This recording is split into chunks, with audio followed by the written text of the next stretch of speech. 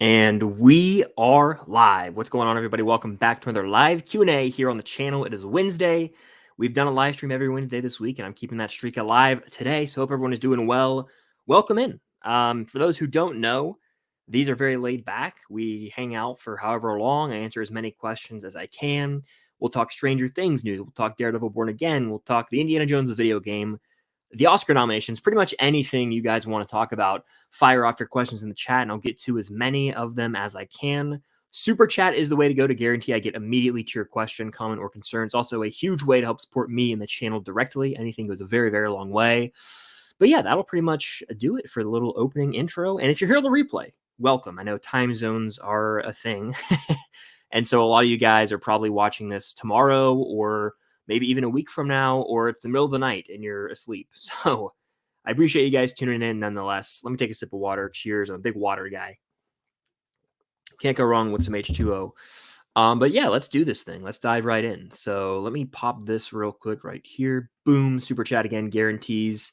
And in the podcast, go check that out as well. We have weekly episodes over there. So yeah, let's just do this thing. And if you're near, hit the like button. It helps out more than you guys know. Let's do the damn thing. All right. Starting off with Iron Bro saying, bro, the latest casting news for Born Again was a dream come true. I officially have more anticipation for it than all the MCU movies in 2025 combined. Born Again and Andor Season 2 can be major dubs for Disney+.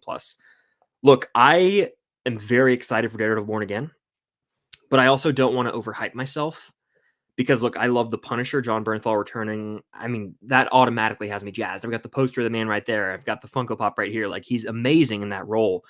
Plus, you've got Karen, you've got Foggy, you've got, Kingpin in the picture, of course. But the recent news is that Bullseye is coming back. They teed him up at the end of Season 3. So it's seeming like this is going to be Daredevil Season 4, which I'm 100% fine with. I honestly think they should just call it that. But maybe Born Again is just, it's kind of an on the nose. we're canon to the MCU officially. It's Disney Plus, but I get it. And I think there's a comic run named Born Again as well. So it's kind of fitting, I guess. But I'm excited nonetheless.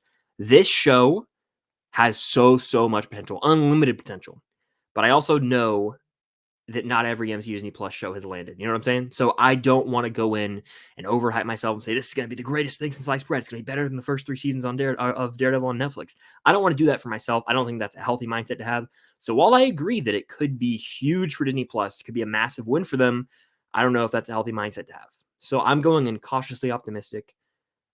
I just hope it's really good. I hope it's on par with what we've had. But I agree, Andor Season 2, Andor Season 1 was a massive win for Disney Plus. So I hold the belief that Season 2 would do the same thing. So yeah, I'm excited.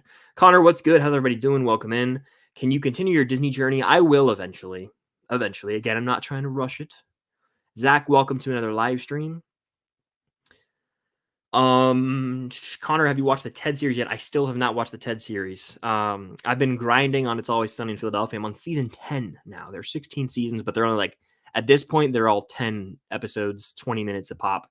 So I can grind that out pretty soon. And again, my goal is to get through that in February, and I believe I will. So that's where I'm at with that right now. But no, I have not watched the Ted series yet. I've heard nothing but good things from people I trust.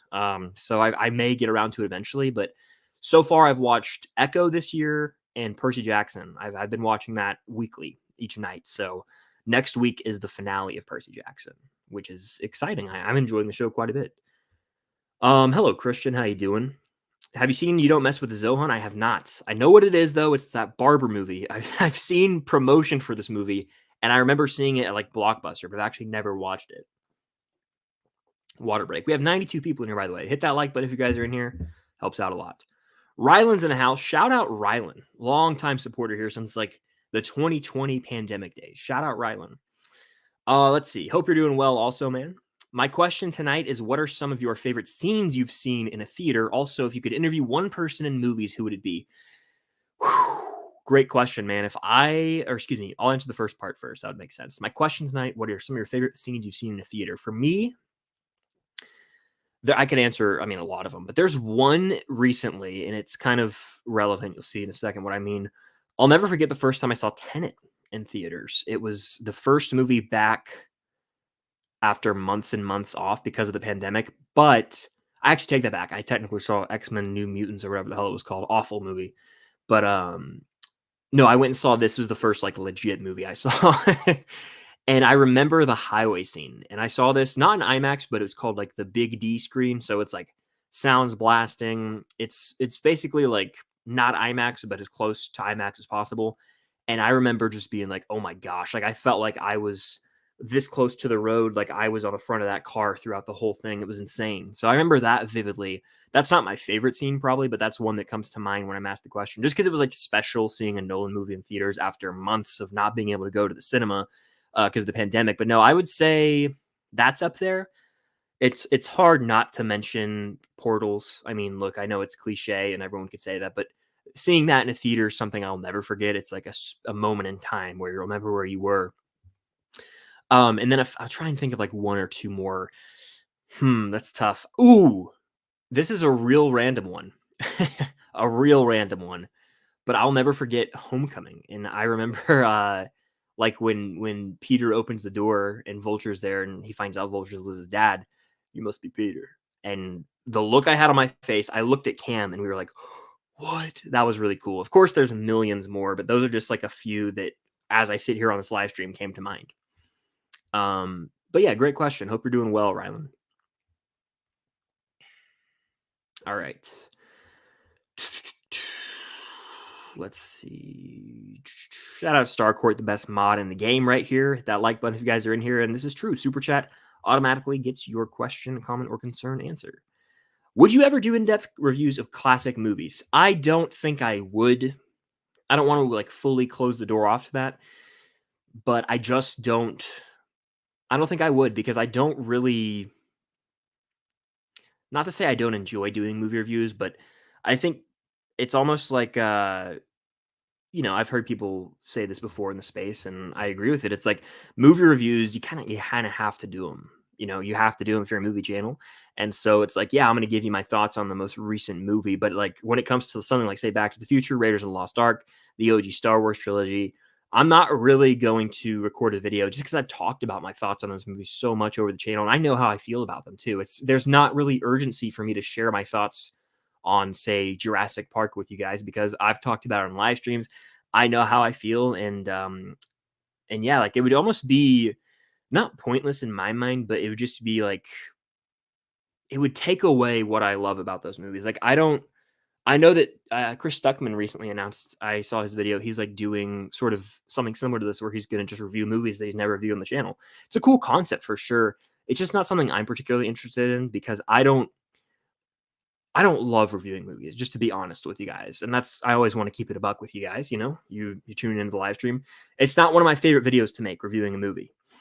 Now, I'm not saying it feels like an obligation, but sometimes it's like, I got to review this movie, Aquaman and Lost Kingdom. It's the new DC movie. I'm going to watch it. I'm going to review it. Am I pumped about it? Not particularly. That's kind of how I feel. Like my favorite content to make has never been movie reviews. I do them. We all do them in the space, but it's never been my favorite thing to do. So I don't think I would venture, into that. I'd rather make franchise rankings of all the Star Wars films, and that kind of serves as my review. But if I did go this route ever, it would not be a conventional review where I'm, talking about things like, for example, I love Spielberg's direction here, blah, blah, blah. It would be more like my personal anecdotes and experiences with the film over the course of my life. For example, Raiders of the Lost Ark. I would talk about the first time I remember watching it, my fond childhood memories of building the Lego set, stuff like that. I would obviously talk about the movie, but I wouldn't want to just run through the plot spoiler review style because we've all seen that movie. And I also wouldn't want to like just review it because it's sort of obvious how I feel about it based on what I've shared, on live streams and stuff. So that's probably why I would avoid that. But I love the question, man. Ryan says, since you were doing MegaCon and ATL Comic Con back to back, this is true. 2 weeks in a row. 1 week from tomorrow's the first day of MegaCon, which is crazy. Are you going to combine those two into a full-length film? So no, I'm probably just going to do two separate vlogs. I usually vlog my Comic Con experiences for those who don't know. And I've done Atlanta Comic Con twice now, 22 and 23, MegaCon, and Fan Expo Dallas. So I will be my third year in a row at Atlanta Comic Con, my second year at MegaCon, and And then, yeah, that'll be 2 individual vlogs for the entire time. The MegaCon one's going to be loaded. It's 4 days. And the Atlanta Comic-Con one, I don't know how many days we're going to that. That is Super Bowl weekend, so we probably won't go on Sunday. If we do, it'll be in the morning or whatever. But no, I'll do 2 individual vlogs for that. 2 individual vlogs. Again, Super Chat's the way to go to guarantee I get to your question, comment, or concern. It's a huge way to help support me and the channel to make this possible. And yeah. Chris, did you watch the newest Avatar trailer? I did. And I think that the, background for those who don't know, I watched Avatar The Last Airbender growing up, the animated/anime, whatever you want to call it, whatever it technically is.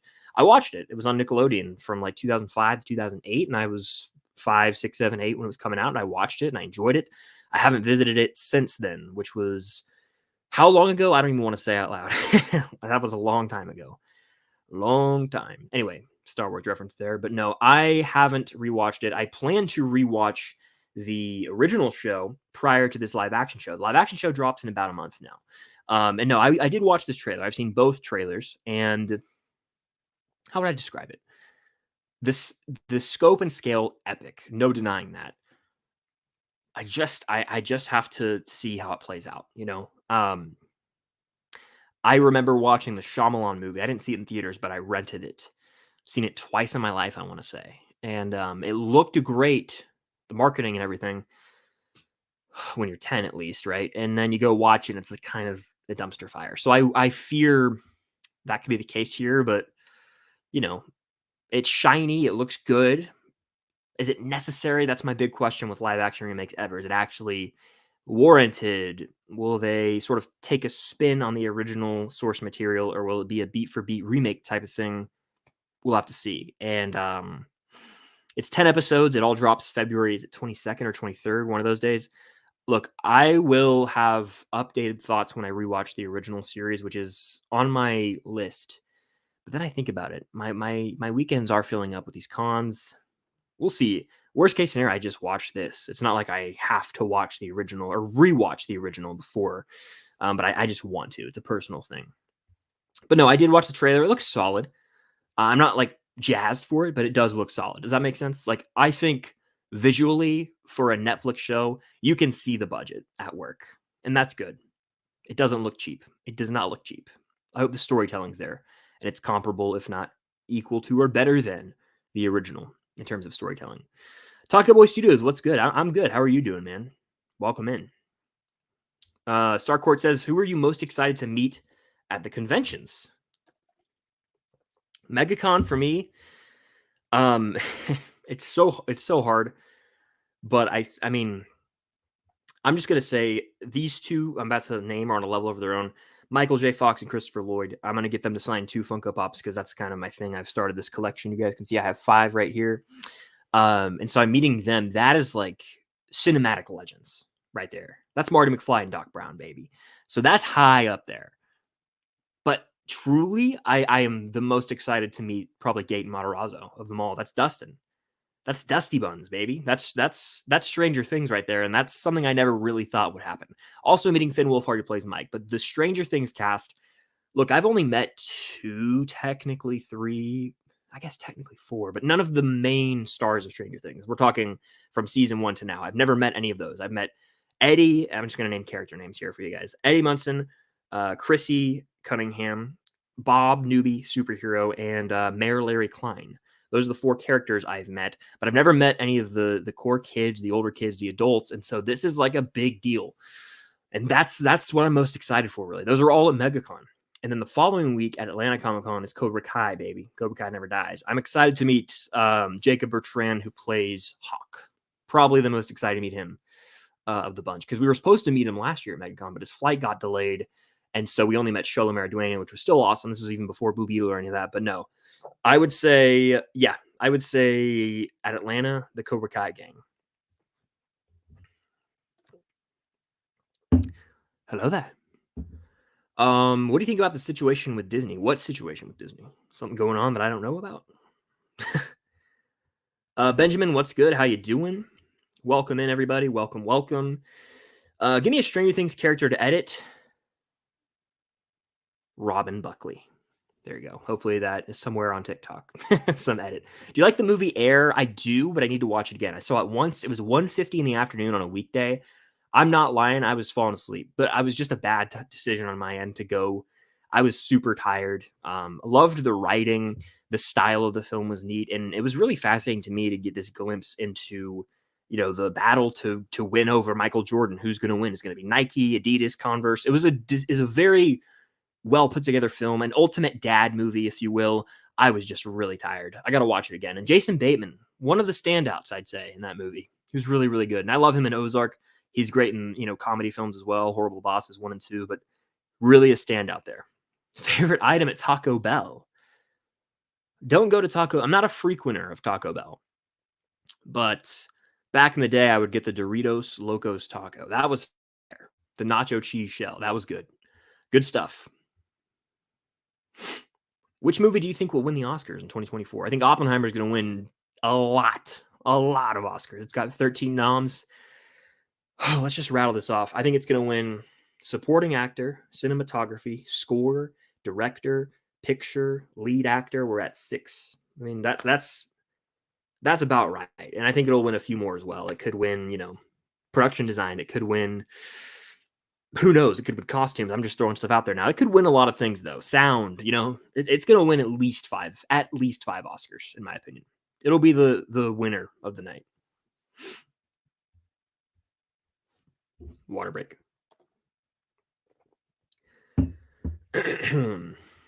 Let's see. Welcome in, everybody. Oh, there's a water break again. I'll do that. I might as well. All right.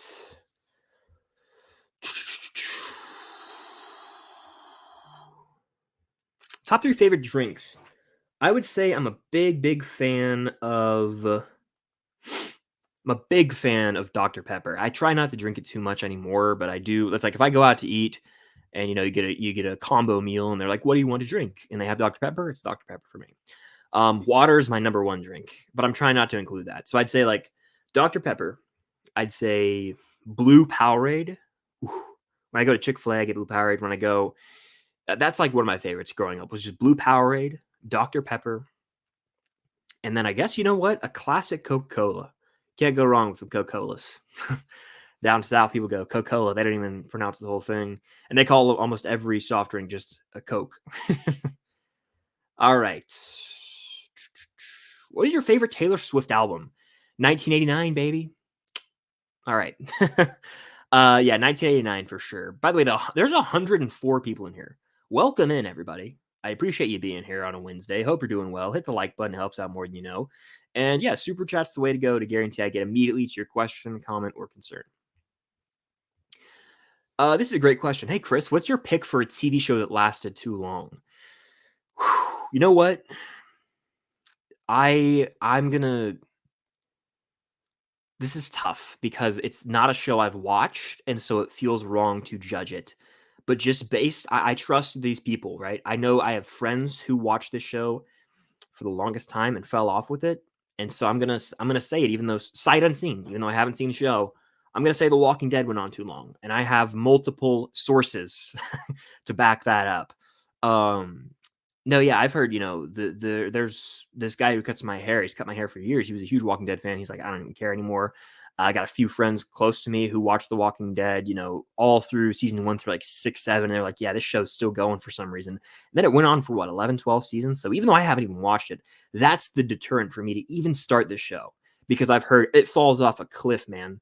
At I think it's season 8 maybe, or season 7. They're like, yeah, it starts to just,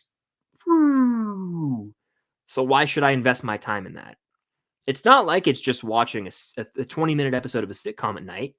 It's a serious investment, and I can't do it. I can't commit to it. So unfortunately, I'd say The Walking Dead. I know it has like 30 spinoffs now too, but I'm probably never going to get into it because it's way too much content to consume. And I don't know if the payoff's there. Is it even rewarding? It's not like watching Breaking Bad and Better Call Saul, which I adore both those shows. You get the payoff, like by the end, it's like, oh my God, season 5 or the final season of both those shows to me is the strongest because there's so much payoff. What is the point of The Walking Dead to a certain extent? The main character, I want to say he leaves the show at one point. Like all the main characters leave the show and it just keeps going for some reason. So I'd have to say that. And that's like honestly borderline an objective take. Like if you were to poll just people in the world, I feel like a lot of guys would just go, yeah, that's The Walking Dead, a show that's gone on too long. And it's become infamous for that. You know, people are like, yeah, it fell off season 7, 8, or whatever, you know. I'd say The Walking Dead. Who do you what do you think the next Stranger Things villain is going to be?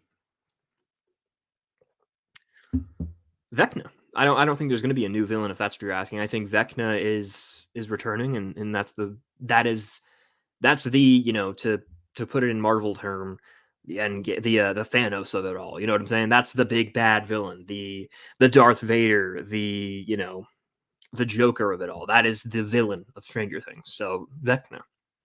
In terms of like creatures, though, and we might get like some sort of variation. You know, we got the demo bats, the demo dogs, the demo insert here, the demo cats. I don't know. That'd be funny. Like these hybrid. That would be wild. Yeah, and it's like a big tiger thing. That would be cool. Anyway, let's see. Nancy Wheeler with Steve, Jonathan, or alone. I'll rank them based on what I think is going to happen right now. I think alone is at the top of that list. Then I think Steve and Nancy, or Stancy. Then I think Jancy. I don't see her ending up with Jonathan. I think they're going to end up going the alone route. But they did tease Steve and Nancy a lot last season. If you go rewatch. Hey Chris, what do you think is the most emotional moment in a series finale of a TV show? I don't want to spoil shows out here, but I'll try and think of one for you. I'd say, man, great question. Nothing from Game of Thrones, sadly. I mean, there's a few that come to mind for me. This is a really recent one, by the way. Loved the Ted Lasso finale. The final moments between Ted and Rebecca really hit. I'd say that's up there just recently. And of all time, I mean, you know, the final moments of the Breaking Bad finale, like the final moments with Walt and Jesse, that's great. Like when Jesse's driving off and we see him like hysterically laughing, crying in a way, like that's up there. Yeah, those are a few that come to mind immediately. I'd have to look at like a whole list of every TV series finale, but those, and then I hope, ultimately, I hope we have a moment that's like the moment from the Stranger Things series finale. A lot of people asking about the TED show. It's honestly the amount of times that I've been told to watch the show now, it might actually be worth it. I might have to just fire it up soon. Yeah. What happened in the first shadow? I haven't seen this, so it's only in London right now. I know there's like spoilers out there. I think I've like seen some of them, but I'm gonna be real, I didn't retain any of them. I was like, oh, cool, and I just kept scrolling. It's not something that I'm actively seeking out. I don't want to know a lot of things that happen here because I want to be able to watch it eventually for myself. If they take it to the US and go on tour off Broadway, like I would totally go see the first Shadow. But I don't know what happens here. I know who's in it, and I vaguely have an idea of the plot, but I don't actually know the in-depth spoilery details of the first Shadow and how it could potentially connect to this final season. I heard it just gives a little more depth to Vecna, or to Henry, I should say.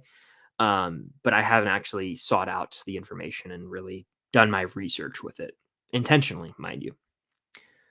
What's your favorite Stranger Things line? Ooh, love this question.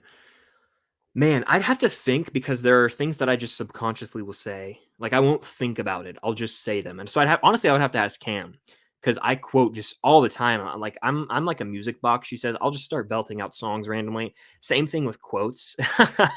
Like I do it all the time on live streams. Even there was that one time I was on a live stream with Cam and I was just like she was talking whatever and I went, "They found me. I don't know how, but they found me. Run for it, Marty!" You would have thought I was like full on schizophrenic or something. It was wild. But I remember too, my buddy sent me the clip of that hilarious moment. But I'd say in terms of Stranger Things, I mean, favorite line is a toughie. That's a toughie. You know what? This is by no means my favorite line. It's one I've just been randomly quoting lately. All right.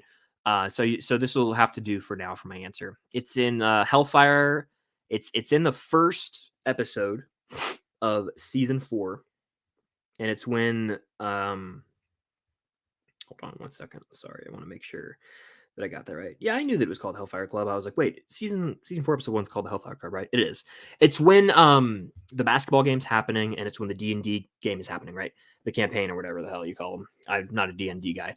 And it's when Detroit Rock City's playing or whatever, and then the dice roll, and Eddie goes, "That's a mess." I just love his line delivery there. And then any Eddie line really, like, this, I know people hate Eddie. I don't know why. I do know why, but it's people don't actually hate Eddie. They hate Eddie fans, and it's a whole thing. But I just disagree with all of it. Anyway, a lot of Eddie lines are really slept on, super slept on. Man, yeah. Just watch like Eddie quotes, like "Never change, Dustin Henderson." The way that he just admires Dustin so much and sees such a brightness inside of him. God, I love Eddie, honestly, and I'd say he has some of my favorite lines recently. I'd have to do my research for some of my favorites. I mean, what's the most iconic line from Stranger Things? Arguably from season 1, "Mornings are for coffee and contemplation." That's arguably the most iconic line. All right. Did I watch the Bad Batch season 3 trailer? Have you even watched the previous? So I actually never finished Bad Batch season 2. I watched 2 or 3 episodes of it and I just stopped watching. But I watched the trailer and I saw Ventress is coming back and I thought that was sick. Um, I'm definitely intrigued to finish it out. Knowing it's the last season, I'm like, okay, I'll binge it all in one day. I don't know if I'll watch week to week, but I'll binge all of season 2 in my catch up, and then I'll be, back to speed and I can watch season 3. So I don't really know how, what's the word I'm looking for? I don't know how important the Bad Batch really is, because that's the thing with the Star Wars timeline is they're always trying to insert things into the Skywalker saga canon. And it's like, okay, we're going to fill in the gaps between 3 and 4. We're going to go between, Return of the Jedi and The Force Awakens. And they always try and fill in these gaps, the whole Clone Wars between 2 and 3. And it's like, you're running out of, it's like you're almost digging yourself into a hole where you cannot make content make sense within the canon of the timeline. It's restraining in a way. And so that's my thing with Bad Batch is like the original trilogy came out and then the prequels came out and then the Clone Wars came out. And then it's like you keep adding new content. And it's like when this piece of content was created, there was never a vision of this show called The Bad Batch coming in. And so it creates these inconsistencies and continuity errors in a way. And that's a big thing for me with Star Wars is like, I get their desire to want to have everything in this one big major timeline, but it's going to get really complicated and really confusing. And oh, wait, how did this character from the original trilogy not know about this person's existence? It's just like questions like that come up, and you never want that. So I'm intrigued by that trailer. Like Ventress showing up definitely intrigued me. Something I wanted to see for a while now, actually, is her return. But yeah, I'm not like over the moon for the Bad Batch right now. I was at one point. Season 1, I loved right when it came out. I was like, hell yeah. But yeah, that's kind of how I feel right now. I did hear Deadpool 3 wrapped shooting, and to that I say amen. To that I say, all right, all right, all right. Bring it on, baby. I think someone put on Twitter, they were like 184 days from now, we will see this movie. And I was like, bring it on, baby. Let's do this thing. But no, yeah, we have 98 people in here. It's been 30 minutes already. These streams fly by. So be sure to hit the like button if you guys are in here. Help me get to 100 likes. It's always a goal I have. And super chat's the way to go to guarantee I get right to your question, comment, or concern. I won't be able to get to every question, so super chat it in. I'll be able to get to it immediately. It's also a huge way to help support the channel. All right. Chris, when do you think the Stranger Things 5 table read will be? Good question. For a few weeks now, I've said it's imminent, meaning it could drop any day. And I don't know if I feel the same way anymore. I think we might get it. Honestly, if we don't get it by the end of this month, I don't think we'll get it until like later this year. They could save that for Stranger Things Day. I know that's really far off, but I feel like that's something they would just save. Or maybe they're just working on, filming enough of the show to be like, okay, we're comfortable releasing this now. I thought it was going to be last week or the week prior, but now I'm thinking February, March. There seems to be not really a lot of urgency there, but that's okay because we as the fandom are getting fed. Shout out Raw Stuffer, the man doesn't miss on his socials, constantly keeps us updated. So shout out him. I hope Elle doesn't lose her powers. I don't think she will, unless you're saying like at the very end of the season she could.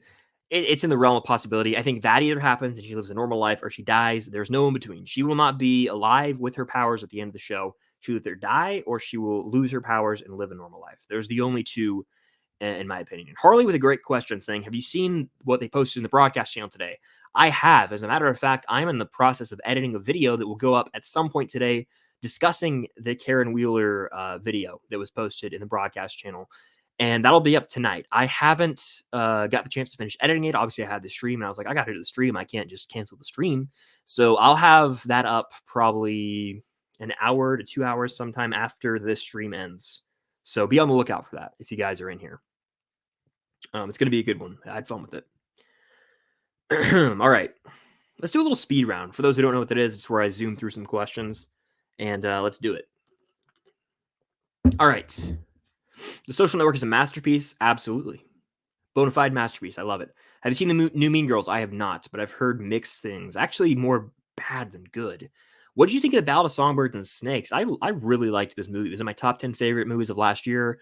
Rachel Zegler crushed it. Tom Blythe crushed it. And it was fascinating to see an early stage of the Hunger Games compared to the original films. Like the progression of the games over the years, the technology, everything. It was fascinating to see how far we've come. What's up, Rational Madman? How you doing? Have you watched One Piece? I have not. I haven't seen the live action. I haven't seen the original anime. Hit that like button. Absolutely. Helps out more than you guys know. Chris, do you know any Disney XD shows? Of course I do. Zeke and Luther was a big one I watched. Pair of Kings, specifically the earlier seasons. That was one I watched. Kick Butowski was for some reason a show that would just be on. I never really liked it, but it was on. I'm with the Band is another show I would watch. And this is real niche. A lot of you guys haven't probably heard of this. It was like a 1-season hit. Aaron Stone. I don't know if I ever actually watched it, but I remember like the previews for it, the commercials. Never really watched it though. I think I saw an episode or two. It was pretty intense stuff from what I remember. All right.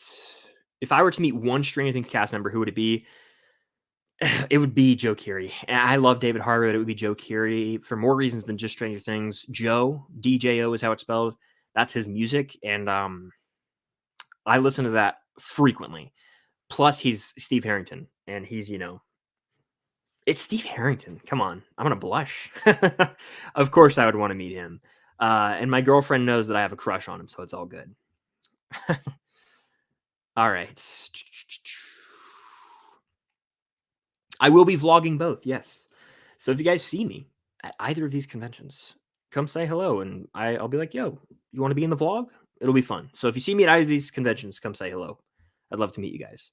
And you can be in the vlog, be in a video. Hey, Chris, where does Oppenheimer rank in your Nolan list? Joey, I'm going to be honest with you.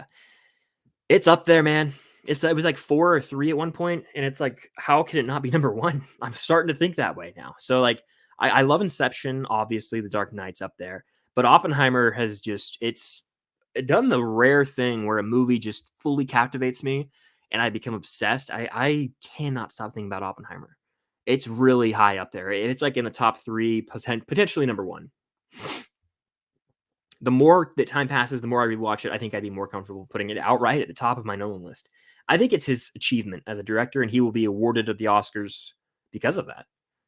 No Way Home is the worst Spider-Man movie? Hell no, in my opinion. Strong disagree. When do you think Cobra Kai Season 6 is dropping? I think Cobra Kai Season 6 will drop in the late fall of this year. I'm talking November probably. They're filming right now, but it's not like a post-production heavy show. And if they edit it as they go, I really do believe they'll drop it before the Karate Kid movie, which comes out at the end of the month, or at the end of December, or sometime in December. But I would say October to November. And that's me being very optimistic, but I think it comes out this year. All right. Who's your favorite Batman actor? Robert Pattinson, for sure. Robert Pattinson. Ronaldo or Messi? Messi. I'm not a huge football guy, but yeah, I would say that for sure. I saw a scheduled live stream tomorrow on Sean's channel with you. That is correct. I will be doing a live stream with Sean Chandler himself tomorrow at 2 p.m. Eastern time, doing a Q&A and hanging out. So head over to Sean's channel tomorrow. It's going to be a lot of fun. I'm looking forward to it. Ian says, how do you feel about Margot Robbie and Greta Gerwig being snubbed for Oscars? Great question. I was waiting for this one to come up. It's become topical online, and I have some thoughts. And again, I'm looking through the chat, just scrolling ahead. There's no way I'm going to get to everything. I try my best to get to every question, and I appreciate you guys being in here. But I will get to as many as I can. We'll be on the stream for a bit. It's going to be a fun one. And super chat is the way to go to guarantee I get right to your question, comment, or concern. It's a huge way to help support the channel. All right, Ian, great question. Here we go. So my thoughts on the matter is I think it's hypocritical of the Academy because they nominated Barbie 8 times. They nominated it for picture. They nominated it for adapted screenplay. They nominated Gosling for supporting actor. They nominated America Ferrera for supporting actor. So they clearly have some sort of connection or admiration for Barbie, correct? You would think they would then reward the people who were the most responsible for the success of that film that they clearly deem successful. The them have nominated the film 8 times. You know what I'm saying? It feels strange to me that they didn't nominate the director of the film nor the star of the film. I just don't get it at all because they're clear standouts. It's not like, oh, we should just pity nominate Greta Gerwig and Margot Robbie. That's not the case here. That's not the case here. Greta Gerwig is responsible for. She directed this movie and she crushed it. So why wouldn't they just nominate her? It confuses me. It also confuses me that Margot didn't get nominated because I thought she was one of the best 5 performances that I saw, at least. I didn't see every movie that came out last year. But and I don't even want to take I don't know anyone in the world who's seen the movie Nyad. I don't. If you're a Nyad person, awesome. Annette Bening getting nominated feels bizarre. The Academy does that every year. They nominate some obscure performance that like no one's seen. And then when I say no one, I mean normal movie-going people. And people I know that frequent the movies have not seen Nyad. So that was just bizarre to me. I also think the Academy disrespects comedy a lot. Like, obviously, Barbie, at a surface level, can be a silly movie, but there's so much more. It's a lot deeper than that. And I don't understand why to me, they snub Margot Robbie. To me, they snub Greta Gerwig. Now, I'm not offended to my core. I'm not boycotting the Oscars. It's not that extreme to me. I just do think that it's strange. I think it's a head scratcher. I don't understand it. I think they should have both been nominated for director and for lead actress. I don't understand it. I don't think the Academy could really explain it to me because they've nominated the film for 8 other things. What really just irks me the most out of it all is that America Ferrera was nominated. And I am not even speaking on her performance or anything. It's just strange that they nominated her, but not Margot. It doesn't make sense to me. It doesn't make sense to me that Greta wasn't nominated either. Sorry. That's how I feel. And that's all she wrote. I didn't even love Barbie. And that's the crazy thing. I didn't even love Barbie. But it's just like, okay, the Academy clearly loves Barbie. They're showing it all this love. Why didn't they just nominate the director of the movie and the lead actress? But then I think, this is nothing new. They've done stuff like this all the time. Nolan, for example, his films would get nominated for a bunch of things, and he's only been nominated for director twice, for Dunkirk and now Oppenheimer. So that's why I try not to care too much about the Oscars. Obviously, when things I love get nominated, I'm like, hell yeah, let's get Oppenheimer 13 Oscar wins. But, I also am aware of the fact that it doesn't matter that much at the end of the day. And so, it is what it is, kind of. But I do wish they got nominated. It feels wrong to me. And the reason it feels wrong is because it was nominated for all these other things. And they were like, yeah, let's nominate Gosling and America Ferrera. Margot, you're not getting nominated, though. It's just weird. Very strange choice, in my opinion. Millie with the super chat, the first super chat of the stream. Thank you so much, Millie. Which is just your favorite season of Stranger Things? Great question. So I actually had this discussion with my buddy recently. Shout out Starcourt Food Court. Go follow him on Twitter. Excuse me. Sorry. I would say my favorite season 4. I think it's the best made season. It's epic in scale. There's a lot of payoff. There's some revelations made, that sort of make us rewatch the show in a completely new context. And it's fresh. I love season 4. But I think the most rewatchable season is season 3. It's the most fun 80s. You gotta love it. It's 1985, baby. Back to the Future is referenced in this film. I mean, Steve, you got the whole Starcourt Mall. Like, it's so fun, colorful. and energetic that you can't help but love it. So I'd say 3 is the most rewatchable. 4 is my favorites, but those 2 can go back and forth. 1 and 2, I prefer 1 over 2, but 2 I do like quite a bit. There's not a bad season of the show, in my opinion. All 4 are elite seasons of television. But great question, and I appreciate it. Sorry, I'm out of breath right now. Sometimes talking on these things, I'm like, man, I didn't realize that I just forget to breathe.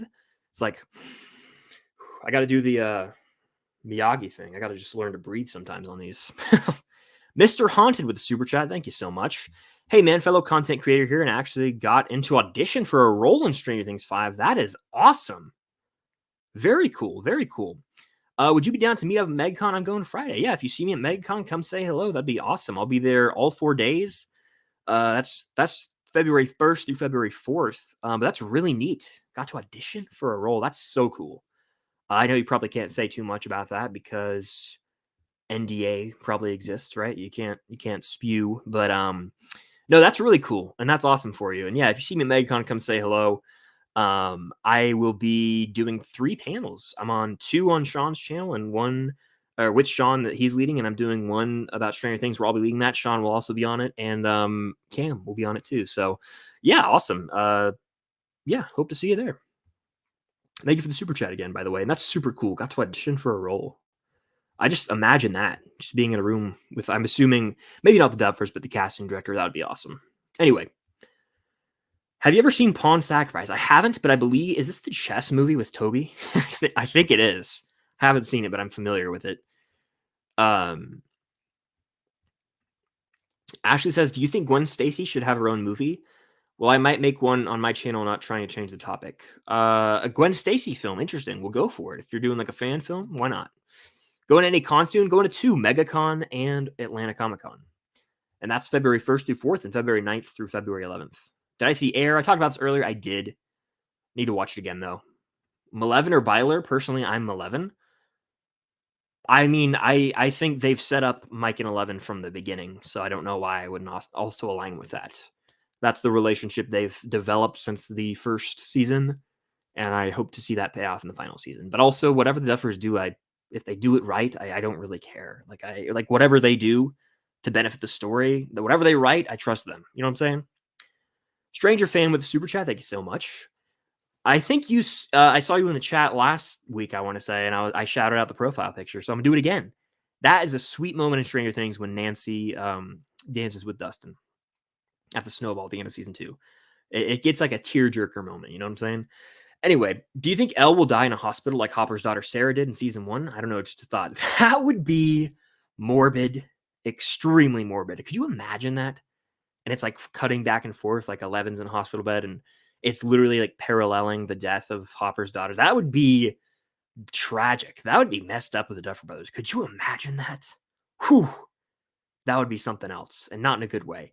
No, if 11 dies, in my opinion, it will be in the Upside Down in a way, and it'll be like in the Line of Fire, you know? It'll be similar to it'll be a sacrifice, you know? She uses the last of her power and her life, essentially, to put an end to the Upside Down and the madness and Vecna and all that, and then she has a moment where, you know, she's laying down and Mike comes over, Hopper comes over, they have their final send-off. Like, it'll be sad if it goes out that way, but in a hospital, that would be nuts.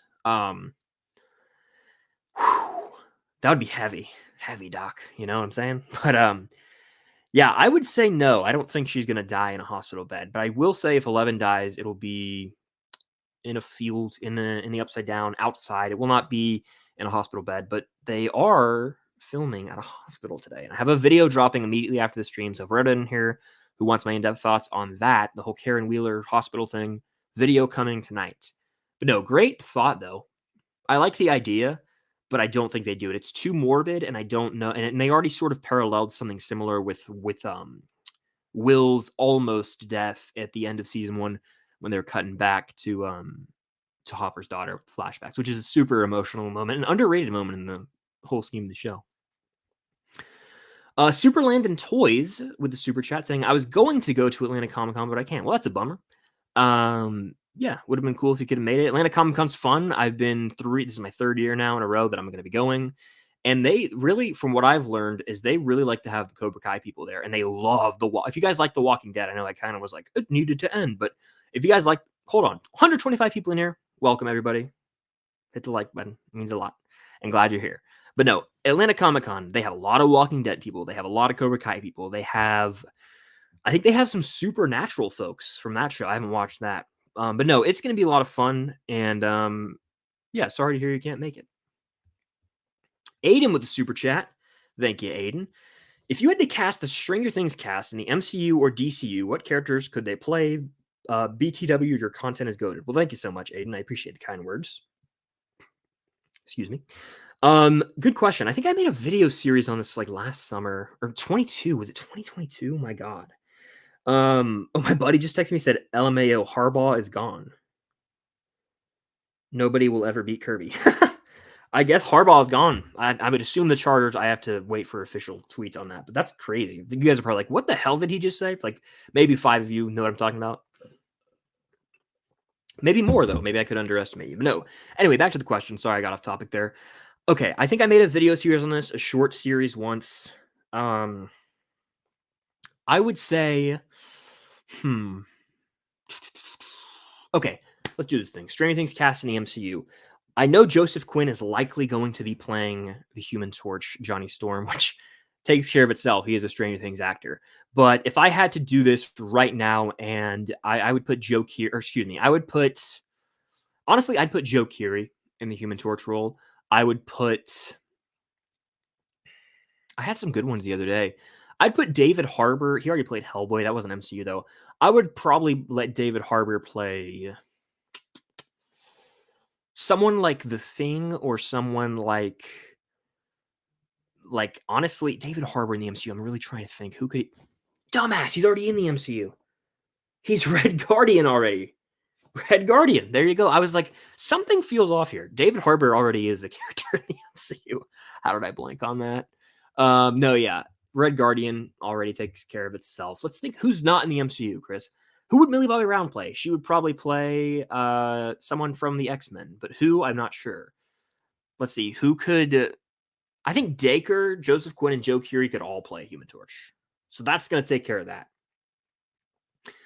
Then I would say, who could the young kids play? This is tough, guys. Good question. Love this. I can go DC with this. This is a fun one, man. This is a really fun question. I like stuff like this, these hypotheticals. Winona Ryder could play... I could totally see her playing someone like Val, Contessa Valentina Allegra de Fontaine. I think that Winona Ryder could play that role, currently played by Julia Louis-Dreyfus. If someone from Stranger Things, it's a good call. I think Natalia Dyer could play a SHIELD agent, like the character Kobe Smulders played, Maria Hill. I think that she could do that. And then Charlie Heaton was actually in New Mutants. So there's a lot of crossover. I think I have a video series about that. There's a lot of weird crossover where Stranger Things actors have played like superhero roles. So I might have to revive that video series. That's a fun one. But no, yeah, I think I got the gist of it there. I don't know who could play who. Like, if I had to pick someone to play Spider-Man of the main kids, I don't really see any of them as Spider-Man. Could you imagine Gaten in a musical Spider-Man, like Spider-Man the musical? That would be wild. Gaten can sing, guys. I'm not even lying. He can sing. He's got great pipes. He's a Broadway star, if you will. But fun question. Thank you for the super chat, by the way. Daily Dog Dub says, "Hey Chris, I'm 14 years old and I was wondering if you could check your DMs. It's of utmost importance. Also, thoughts on the Indiana Jones game. I'll do that after the stream. For sure. I'll check it. On what? On Instagram? I'll do that. But no, I would say my thoughts on the Indiana Jones game. It's called The Great Circle. Indiana Jones and the Great Circle. I believe it's an Xbox exclusive. Kind of a bummer because I have PS5. I do have a PC that I could buy it on, and I probably will. But I was sold, and this is coming from a big Indiana Jones fan. I was sold, and I wish there was a world where we got 10 Indiana Jones movies, and they pumped one out a year back in the day with, Harrison Ford in the 80s. That's obviously never going to happen. Time exists, unfortunately, right? We got Raiders, we got Temple of Doom, we got Crusade, and then we had to wait for Crystal Skull. But I cannot help but feel as though there was a really big missed opportunity. There's endless stories to tell with that character, and they could have easily done 3 more, in my opinion, and made it like a 6-film franchise. I love the trilogy so much. And could more Indiana Jones have watered it down a bit? Maybe. But I just there's something so special about watching an Indiana Jones film, like a vintage indie film from the trilogy. And the Great Circle feels like it could recapture some of that glory, fortune and glory, from Indy, from the golden days. And I just hope that it retains that Spielberg level of magic that was lacking in Dial, in my opinion. And the combat looks interesting. That's the one thing I'm curious about. It's like first person. Can we switch out of that, or is it like constantly like a Call of Duty game where we just see Indy's hands in the whip and his revolver? Do we get to see Indiana Jones? That's my one thing where I'm a little hesitant about it. But if the story's there, if it feels classic Indy, sign me up. I would say sign me up. I'm ready. I think when does it come out? I don't know. Let me look that up. I'm literally going to look it up right now. And yeah, Jim Harbaugh, for those who care about sports, is going to coach the Chargers. So Michigan's done, and good for them. Good riddance. They got their 1 ring, and they'll never win another. Okay, let's see. Indiana Jones game release date. Indiana Jones game release date.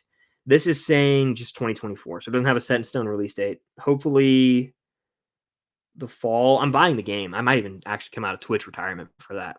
But no, good question. I'll check my DMs. Aiden, top 5 Disney World rides and most underrated. Great question, Aiden, and thank you for the super chat. I would say I'm out of water. Damn, that's upsetting. I really thought I was about to get some out of that straw, and there's just nothing but ice in there. Top 5 Disney World rides and most underrated. Top 5 in no order. I'm going specifically the 4 parks in Disney World because we're not talking about Disneyland. I'd say in no order, I'm giving you 5. Expedition Everest, Tower of Terror, Big Thunder Mountain Railroad. Oh, man. Guardians of the Galaxy, Cosmic Rewind, and Rise of the Resistance. And I probably forgot a few there, but those are probably my faves right now. Yeah. Most underrated ride at all the Disney parks. I'm going to go with most underrated ride at Disney. Ooh, man. Most underrated ride at Disney. I'm going to answer this by saying the most underrated ride at Disney. And I think people get this for Disney people, but it's the People Mover. The People Mover is so underrated. It's like legitimately one of the best rides on the property. Takes you through Tomorrowland. You get off your feet. You get AC. You get shade, and you get a nice view of the castle, and you get to go inside Space Mountain. It's super sick. So I would say the People Mover. I haven't been able to ride Tron. I actually haven't gone down to Disney since last March, or was it April, very beginning of April last year. But it wasn't open. Tron was not open. So yeah, hopefully I can get down there soon. And also the Tiana's Bayou Adventures opening up, which is the rebranding of Splash Mountain. Splash Mountain was my favorite as a kid, and so I was like, damn, sad to see it go. But I'm also excited to see the new rendition, what they do. Apparently it's gonna like light up at night and look really cool. So I'm warming up to it. All righty, keeping on with the chat here. I keep going to drink my water, and I'm just like, damn, I'm gonna have cotton mouth the rest of the stream. We move. That's a quote from Don't Worry, Darling. Anyway, what's your opinion on the new Jurassic Park movie coming out? Yeesh, that's what I think. I don't want to be too negative here, but I kind of have to be. Jurassic World Dominion, was that the last one? Stunk. The one before that? Stunk. Jurassic World, sorry, I have something on my camera. Jurassic World, the first one's actually an enjoyable movie, though. It's far from the greatness of the first film. To me, the Jurassic franchise is the only elite movie is Jurassic Park. I don't really love The Lost World. I think it's kind of a snoozer. And Jurassic Park 3 is surprisingly fun, but still not great. I just think there's 6 Jurassic movies, and one of them is like an all-timer. The others are to bad. Why are we doing this? I don't know. I get it. This is a $1 billion franchise. Damn near every movie they put out makes $1 billion. I want to say the whole new trilogy made $1 billion. Someone could fact check me on that, but I want to say Jurassic World and then Fallen Kingdom and Dominion each made over $1 billion. So I get it. It's money's the name of the game in this business in Hollywood, right? So I get it. But is there really a story to tell here? I don't know. Are they going to do a new trilogy? Or are they going to end that one by bringing back Chris Pratt in a big comeback role and a callback, kind of No Way Home it again? I don't know. To me, franchises, we're in the era right now where we're going to start seeing films marketed as the end of an era, or the final film, and then we're going to get a new one 5 years after it comes out. So it sucks, but they're going to do that with Jurassic. They're going to do that with, I could name every franchise. For example, Halloween Ends. No, it doesn't. They're just going to keep rebooting it. But I get it. That's more acceptable if they just reboot it, but still, it's not ending. What else? There's a few more where it's like, this is the end, but it's not really. I forget. There's one other franchise comparable to Jurassic that did something similar, and I think they're making a new one, but whatever. How many Oscars will Oppenheimer win out of the 13? I'd say right now I'll go 7 to 8. I'll go 8. Crazy, but I'll go 8. Cinnamon Sugar with the super chat. Thank you so much. What MCU 4-phase projects would you keep, cut, or merge? I'm not familiar with this. So you're saying, I'm trying to think of how to even go with this. So I actually have to pull up phase 4 because to me, this is the weird thing about the MCU. Let me go. MCU phase 4. You're saying keep one, meaning I can watch forever, cut one, and then merge. So would that mean there's 2? I'm merging one in with another?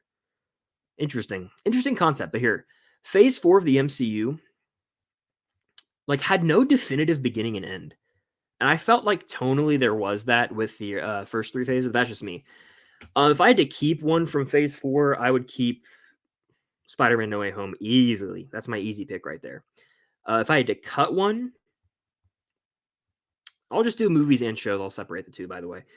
If I had to cut a movie, I'd cut Love and Thunder. And if I had to merge a movie, I would do... I'd probably merge Multiverse of Madness with... I don't know. I wouldn't do that. I would probably merge... I would probably actually merge No Way Home Multiverse in some weird way. I think they could have done it, but also would have been a mess. I would have made like a 2-part event, maybe. I don't know. I don't know. Merge is a weird thing for me. In terms of TV, I would cut. Technically, I would cut She-Hulk. I guess that is phase 4. I would watch Loki, and I would merge. Screw it. Let's merge. Let's merge Hawkeye and the Falcon and Winter Soldier. Why not? That would be fun. Get that dynamic with everybody. That could work. Yeah. There's my answer. Interesting question. I've never heard of that before. I'm used to keep watch burns, but that was an interesting new little thing there. So thank you for that, and appreciate the super chat. What's your favorite war movie? I don't know. I'd have to say The Great Escape probably, or Saving Private Ryan. Let's see.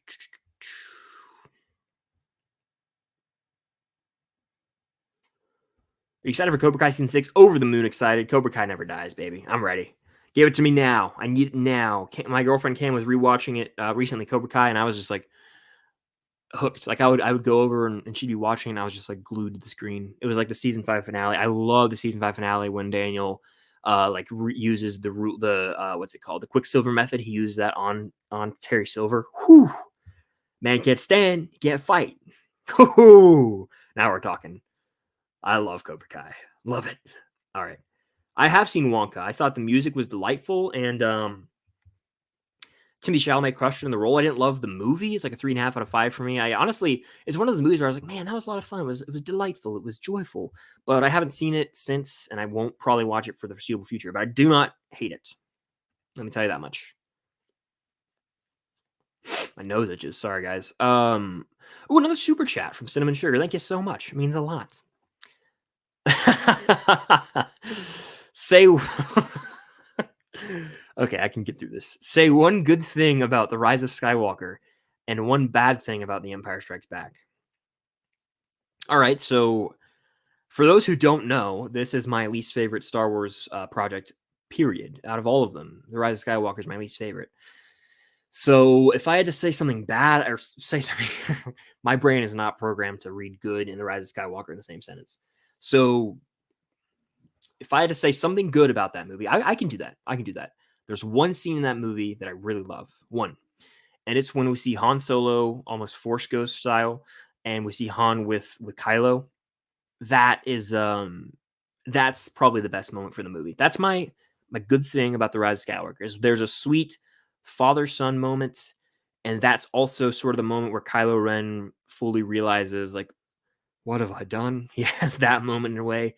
I believe he tosses his lightsaber into the ocean after that. I think I've seen the movie like once in my life because I can't stand it. That though, that sweet little moment where Han, gets to pass some wisdom on to his son. That's probably the most redeeming quality about The Rise of Skywalker. Say one bad thing about The Empire Strikes Back now, that's going to be difficult. I think that's a perfect movie. If I had to say one bad thing about that movie, I would say that there are certain visual effects that have not aged as well as I would have hoped. Specifically, when they're when the Millennium Falcon is like in the belly of the beast on that asteroid, when it flies out and we see like the beast sort of come out, like the worm looking thing, that looks eh. And then I would say there's a few moments on Hoth, not a lot, but a few moments on Hoth visually where you're like, oh, I can notice that. But that's not really even a critique of the movie. That technically is a bad thing about Empire, but it wasn't the question, I guess, didn't specify like a plot issue or character issue. So I would say that some of the visual effects in Empire haven't aged well.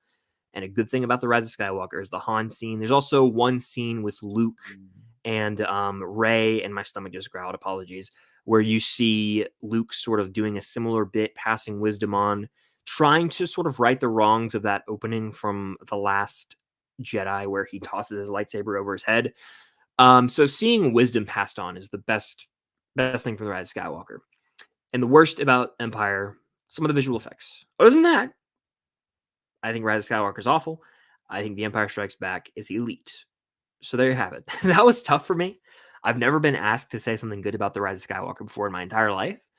But I guess it's therapeutic to do that sometimes and realize even in the worst of times, there's a little positive sliver of hope. So thank you for the super chat. It means a lot. And great question. All right. Yes, I'm very excited to meet a legend in Gaten Matarazzo. Stranger Things legend right there. The man. Favorite Outer Banks character? P. Pharrell, baby. I'm going with, right now, today, I love JJ.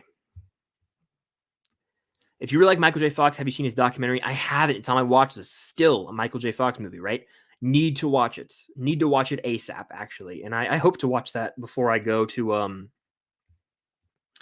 MEGACON, honestly, if I can find the time to watch that. I'm seeing a movie tomorrow, by the way, guys. I'm seeing my first movie of the year, my first 2024 movie. Early, Bob Marley, One Love, early screening tomorrow night. So yeah, I'll have a out of theater reaction tomorrow, and then I'm seeing Argyle. Those will be my first two movies of the year. But no, I haven't watched yet, Ian. I need to. I've heard nothing but amazing things, and someone who does love Back to the Future, I need to watch it. I need to. So yeah. I watched the movies that made us on Netflix. I never watched any of those episodes, but I watched one about Back to the Future. Fascinating stuff. I was familiar with the Eric Stoltz stuff and how they, recast whilst filming, but I had not,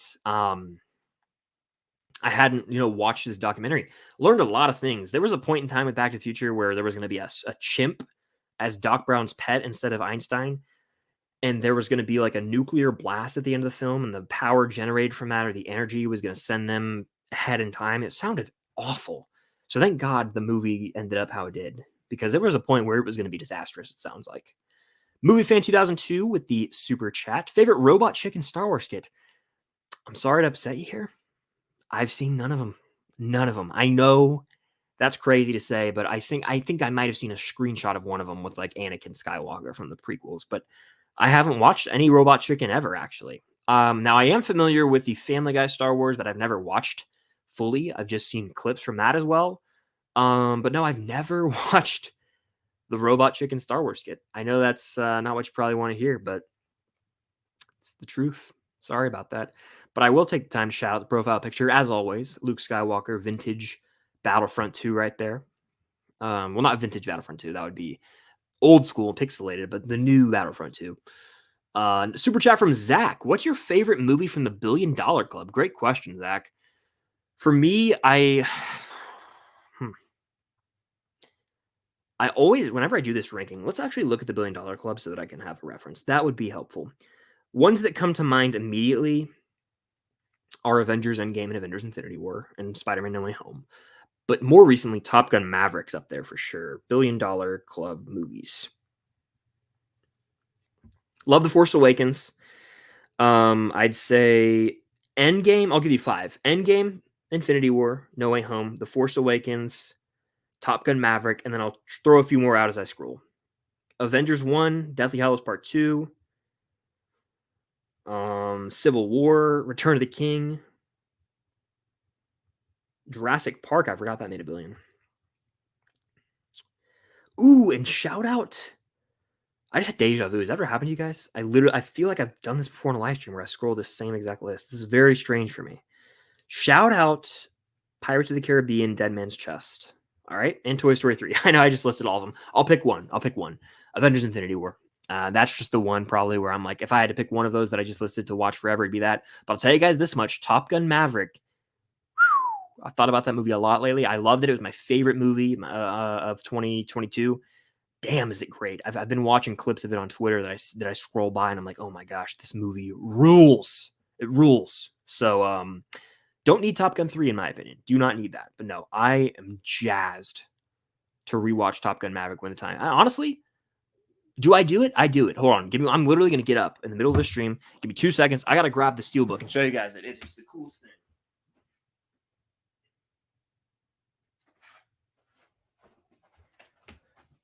For those who joined in when I was standing up, you're probably like, what happened? No, this is the Steelbook. Shout out Jason Carr for actually sending this to me. What a legend he is. Hope you're doing well if you ever watch this, Jason. But Top Gun Maverick, I have the Steelbook right here. Thing of beauty. And I need to watch the movie again soon. It's been a minute, but it's an all-timer already. It's like it's going to go down as one of the best films of the decade. I'm comfortable in saying that. It'll probably be on my top 10 of the decade. It's number 2 or 3 right now. Oppenheimer's number 1. Cinnamon Sugar with another super chat. Thank you so much. It means a lot. And a damn good question. Do you think Deadpool could have, or did you think Deadpool could have shown up in Loki? So I don't think Deadpool showing up in Loki would have made sense, but I think you twist that around and you go Loki showing up in Deadpool. That would make more sense. But I'll take it one further. Mobius showing up in Deadpool. I would almost put money on. If there were betting odds, who will be a cameo in Deadpool 3? I'd put money on the fact that Mobius will be in it. And I firmly believe this. And the reason being is at the end of Loki, Mobius is the one character of the two where it would make the most sense for him to go do that. But also, there's a connection between Sean Levy, the director of Deadpool 3, and Owen Wilson. They've worked in films before, Night at the Museum being one in particular. So there's already that relationship between the two of them. I'm sure that Owen Wilson will show up. And there was a report a while ago. We're talking maybe even over a year ago, where they were like, yeah, Owen Wilson's Mobius rumored to be in Deadpool 3. And I feel like that's probably true. So I don't think Deadpool showing up in Loki, that would have been bizarre, especially based on the tone of the Loki season 2 finale. It was serious. It was serious shit, to quote Doc Brown. So I don't think that would have made any sense, really. It would have been real out of left field and been like, huh? It would have been like almost the She-Hulk finale when they broke the fourth wall. Like, it would have been right. So I'm glad that he didn't show up in Loki. However, Loki showing up in Deadpool would make more sense. Not Loki, though. That's the thing. Not Loki. Maybe like a shot of Loki if they reference, the ending of Loki season 2, but more so Mobius. I'm sold on that. I actually believe that will be I believe that'll be a major plot point of this movie. I think the TVA will be involved. Obviously, at the end of Deadpool 2, we saw, Deadpool had Cable's little gizmo, and he was going and changing some things in time that he probably shouldn't have been doing. And one of those could have probably been a Nexus event type of deal where Mobius gets involved. So I think it's pretty easy. It writes itself. Does that make sense? I think it writes itself. So I totally think that we will see Owen Wilson's Mobius in Deadpool 3. Loki, maybe a quick shot, but to kind of tie a bow in this question, no, I don't think we could have seen Deadpool show up in Loki. It would have been too out of left field. And honestly, a rights issue, if you will. Like, it would have been too difficult to do. It would have just been weird. Would have been strange, but that's just how I feel. But thank you for the super chat, Cinnamon Sugar. I have never seen Buffy the Vampire Slayer. Never have. Sorry. Never have. All right. Is this pre-recorded? Someone asked. No, I am live. We'll do it live. No, this is 100% live. Okay. Thank you so much. Thank you. 100%. And we talked about this in the recent episode of the podcast that dropped today. We debate what color's Marty McFly's vest. We debate what color is the infamous dress. We debate the color of the Disney castle. It's a fun episode. It's linked down below. But man, we got into it. It was a fun one. But yes, I'll die on this hill that Marty McFly has an orange vest on. What's the best movie to watch at a sleepover? For me, honestly, it's a classic. It's a classic Star Wars or Indiana Jones film. Like those movies are meant to be watched with groups of friends, and that's the best kind of movie to watch with people. Or like a sports film that'll get you guys fired up. Miracle being one of those. I remember watching Miracle at sleepovers all the time. Or of course, Remember the Titans. That's a personal favorite of mine. All right.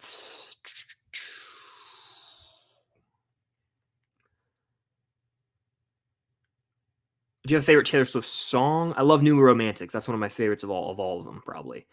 Let's do a speed round. I'm super behind in the chat. And again, super chat, it's going to be the way to guarantee I get to your question. There's no way I'm getting to all these. I'm super behind in the chat, but that just happens. I appreciate you guys, joining in. Let's see.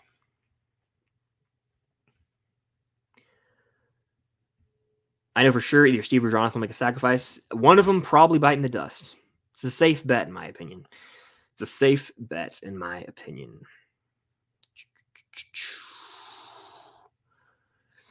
Do you think we'll get a weekly... Sorry, my nose is itching. Do you think we'll get a weekly set pick dump from Ross Duffer every Friday? I do. I think every week he's going to keep doing this, and he's going to feed us because that's what he's been doing. He's been doing it forever with the previous gifts on Twitter. I assume he was the one behind those. And he's been crushing it with the Instagram photo dump. So absolutely, I think we will get a photo dump. And I think it'll kind of focus on a different character every week. I think this week, it could be Karen Wheeler. It could be Max. I'm just throwing names out there now. But I think we're going to get some Cara Buono behind the scenes. I think we're going to get it. They teased it with the broadcast channel. So in the next 2 days, it's going down. It's going down, folks. I think it's going to go down. I have never seen 8 Below, but I'm familiar with it. I also haven't seen The Mask. And this one upsets people when I say it, unfortunately. Who's the best Ghostface? I don't even want to spoil Scream, but it's like, I'll just say the first movie. I don't want to spoil, but the first movie has the best Ghostface. Is or singular. You have to watch the movie to find out. Cinnamon Sugar with yet another super chat. You're killing it. Thank you so much for the support. I just watched season 1 of The Bear, and I'm on season 2. Awesome. I think The Bear is one of the best written shows on TV right now. Best acted. It deserves all those Emmy wins it's getting. I think the show cleverly tackles mental health issues, but also gives you this firsthand look at the chaotic nature of a kitchen. I worked in fast food for some summers, and it was wild. When it was a busy night, people are yelling out. It's hot in there, sweating. It's high stress, really. So I understand. In a sense, and they're actually working like a legit restaurant, not even just fast food drive-through. So it's like even more high stakes crazy. And they capture all that. It's a really well acted show. It's funny too. Like I know that people are like, oh, is it a comedy or whatever? And like, frankly, the reason it's in the comedy tier is because of these outdated genre ideas with awards for some reason. They have to separate drama and comedy. And I get it, I guess, but not really. But The Bear just fits that format the best because it's shorter episodes and there are comedic elements, but very dark comedy, Ted Lasso comedy drama. It's not like everything in the comedy tier has to be straight up like Seinfeld, But no, what did you think of season 1? Let me know. I really, really love season 1. I think season 1 could have ended the show. I won't say what happens, but the final shot is so beautiful and touching that I legitimately was like tearing up. I was like, this is a perfect ending in my opinion. And I think it would be a great way to end the show if that's the way it goes out. So there's also, I think it's episode 6 of season 1. I could be off there, but there's like the one take episode. You guys have definitely seen clips of it on social media. It's like the what's it called? It's the episode where all the orders are coming in constantly because they opened like online pre-orders or whatever. And it's the one where Jeremy Allen White's character Carmi has that rage, and you guys have seen that probably, but it's pretty wild.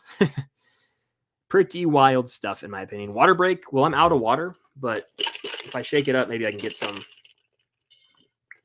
I got some out of the bottom and I needed it. My mouth is dry right now. Um, let's see, another super chat from Cinnamon Sugar. Thank you so much for all the super chats. It means a lot. Rank every season of The Boys. Okay, this is tough for me. I haven't seen Gen V, so I won't count that. I would say, I would go. It's so tough. It's so tough for me because I really do like all 3 seasons. I would say number 3 is gonna be, it's tough. Man, I think I go season 1 at the bottom, which is crazy. I mean, the opening episode hooked me like I did not know what I was getting myself into. I had to pause it. I was like, "Whoa, they went there." So I would say season 1 is my least favorite, but I also love the ending, and I think that it's just great TV. Then I would say I'd go season 3. We get Soldier Boy, Hero Gasm is wild. There's a crazy finale, and then I'd go season 1, or excuse me, season 2 at the top. I just something about season 2. It's always been one of my had some of my favorite episodes of the show.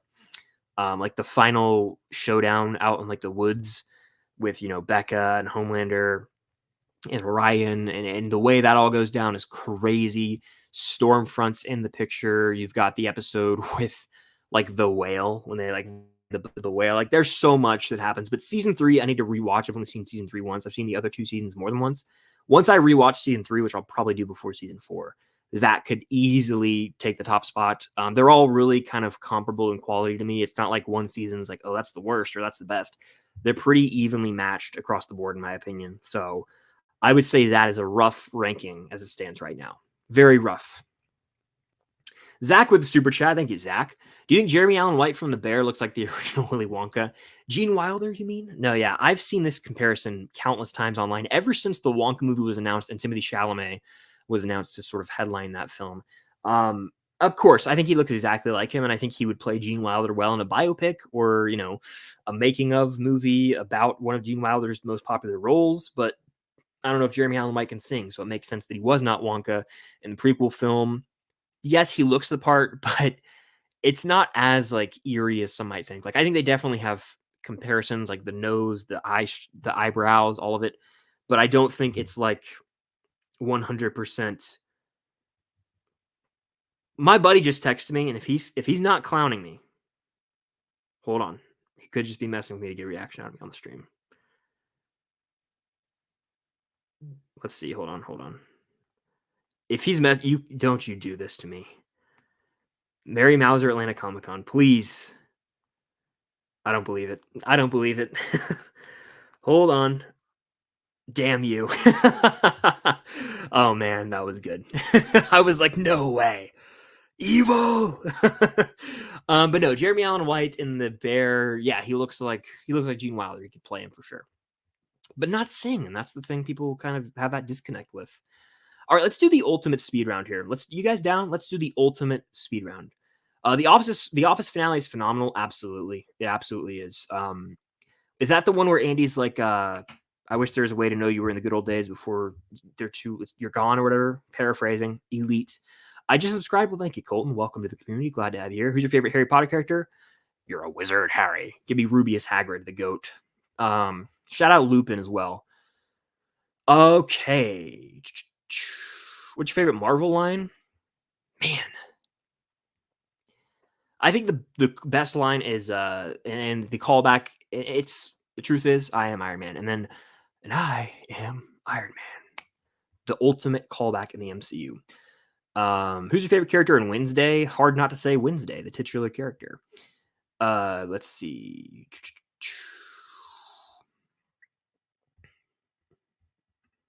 The end of season 3, tears every single time. Can you visit the Stranger Things locations again? I plan to hopefully do that closer to season 5. I think it's going to be a lot of fun, and we might even have some new locations to go to if we find out they're filming at new stuff. Super Bowl predictions. If we're talking the game, I think that the Chiefs are going to beat the Ravens. I just think it's going to happen. It's hard to bet against Patrick Mahomes in the playoffs. I think the Chiefs are going to beat the Ravens. I think the Lions are going to knock off the Niners. Chiefs-Lions rematch of the opening game of the season. And I think the Chiefs are going to win the Super Bowl. I'm sorry. I don't think things are rigged or anything, but you kind of have to take that into account that the Chiefs in the Super Bowl is going to draw more viewership than the Ravens. And then it's just a fact of life that things like that are rigged, As someone who doesn't have an NFL team, I can kind of acknowledge that more than people who have teams, but they want the Chiefs in the Super Bowl. Come on now. I'll probably wrap this up in like 10-ish minutes because I do have to edit the Stranger Things video still. But this has been an incredible stream. We'll keep it going as long as you guys keep firing off the questions. And Super Chat's the way to go to guarantee it. Write your question, comment, concern. Thank you guys so much for those who have sent Super Chats. It means the world, more than you'll ever know. And if you're in here, hit the like button as well. I have no clue how many likes we're at, but hit that like button. Do it. Do it. Do it. There we go. Wait, hold on. Do it. I didn't do a good one there. I need some more water. I'm pretty much bone dry. I don't think they'll kill Dustin. That would be too harsh. I just don't think they could do it. Chris, have you ever seen Ocean's 11? I have. I love that movie. You want to take down, what does he say? He goes, paraphrasing here, I don't know the exact quote, but Pitt is talking to Clooney and he's like, you want to take down the most heavily guarded casino in Vegas? And he goes, 3 of them. That line is so clean. Those movies are so suave. Some of the coolest movies I've ever seen in my entire life. The editing, the ensemble, just the energy. I love the Ocean trilogy. Worst ship in Stranger Things. Probably gonna have to say those people out there who have no media literacy. They're like, Robin and Steve are still endgame. They should end up together. It's like someone hasn't been watching the show. That is the dumbest thing I've ever heard. People are like, Robin and Steve, they're gonna end up together. No. Oh man.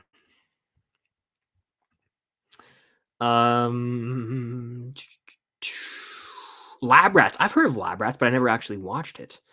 I think a Stranger Things spinoff is a great idea. I just don't think they should get any characters from the main show because then it could be like, well, where's this character from the main show and this character from the main show? And it could just become that game where then it becomes sort of like a cameo of the week type thing. And I don't want that. So I don't think they will go that route. Who's your favorite Star Wars character? It's a tie between Han and Obi-Wan Kenobi. Obi-Wan. Cinnamon Sugar with yet another super chat. Thank you so much for the support on the stream. Really does mean a lot. A classic Keep, Watch, Burn. I love these questions. Here we go. Keep, Watch, Burn movie directors. We got Nolan. We've got Spielberg. We've got George Lucas. You've put me in a tough spot here. You put me in a really tough spot here because I love the original trilogy of Star Wars films. But technically, George Lucas only directed one of those. Everything about that? I believe Irvin Kershner directed Empire and Richard Marquand or Richard something. Let's look that up. I don't need to second guess myself. I'm pretty sure let's see. I know Irvin Kershner directed Irwin Kershner, whatever the hell his name is, directed Irvin, I believe his name is. Yeah, he directed Empire. Return of the Jedi was Richard Marquand. So I was right. Yeah, so I only get the prequel films and A New Hope, right? I can live with, like, as much as I love A New Hope and I love that, I still have Empire and Jedi and I have like the TV. I could live with burning Lucas. It would hurt me, trust me, but I would burn George Lucas's films. And then it's between Nolan and Spielberg, and this is something I go back and forth on all the time. But when I do the Keep, Watch, Burns, the number one rule is rewatchability. And who has the more rewatchable movies? Steven Spielberg. You've got the Indiana Jones 1 through 4. You've got Jurassic Park. You've got E.T. You've got Jaws. You've got Saving Private Ryan. So I'm going to keep Spielberg. I'm going to watch Nolan. That hurts. I won't be able to watch Oppenheimer, the Dark Knight trilogy, Inception, Interstellar for the rest of my life. But I have such fond memories and appreciation of the indie films specifically. That carries most of the weight, to be honest, as well as Jaws and E.T. I gotta go with Spielberg. And even the new West Side Story. Excuse me. I love that musical. So Spielberg's still kicking it too. He's making, fantastic. He's doing a Bullet movie, I want to say, which I love. Bullet with Steve McQueen. They're doing one with Bradley Cooper, I want to say. So I'd say that, to be honest, but really is becoming increasingly difficult for me to pick between Nolan and Spielberg as all-time favorites, just because of my love for Oppenheimer and then my fondness for Inception, the Dark Knight trilogy, The Prestige. I mean, come on, it's a tough one. It's a tough one. And then you throw Tarantino in the mix. I love his films too, and Scorsese's got some great ones. There's some all-time GOAT directors. Fincher's kind of fallen for me lately, but no, I would say that's a tough one. But great question, and I appreciate the super chat. My nose is so damn itchy. Just saw a report that Supergirl is appearing in Superman Legacy. A lot of characters appearing. This could be amazing or a big mess. Yeah, it's hard to get, like, I'm excited for that. I put it in like the need it now tier when I was talking about DCU films, because I do want to see if DC's headed in the right direction or not, if we can trust James Gunn. I think we can. But you're right. Like, if he, I mean, who else? Aren't like a ton of other characters already showing up in that movie? It could be just way too overloaded and trying to rush, just like the DCEU did, or it could work. We just have to have faith, I guess, and wait. But that comes out next year, guys. We'll have to see. We shall see. What's your favorite food? Steak. Ribeye steak, a loaded baked potato, a salad, some rolls. We're talking. Maybe a glass of wine even. Getting classy with it. That's like the goated meal right there. Keep, watch, burn, Pulp Fiction, The Dark Knight, John Wick 1. Burn John Wick 1. Right now, I'd honestly probably watch Pulp Fiction and keep The Dark Knight. Right now. A few years ago, I would have switched Pulp Fiction to The Dark Knight, but that's the thing. Opinions change and moods change, and that's the beauty of it all. That's the beauty of it all. Do you think they'll bring Eddie back in season 5? And to some capacity, he will show up, even if that is just a ghost, a vision, a dream. He's showing up in some way, shape, or form, just like Billy has, just like everyone sort of has. Keep, watch, burn, Hacksaw Ridge, 40 Ferrari, Catch Me If You Can. I will keep. This is a really good one, by the way. I'm actually going to keep 40 Ferrari. No, wait. Okay. Man. This is hard. I haven't seen Catch Me If You Can since high school, and I loved it, but I haven't seen it since then.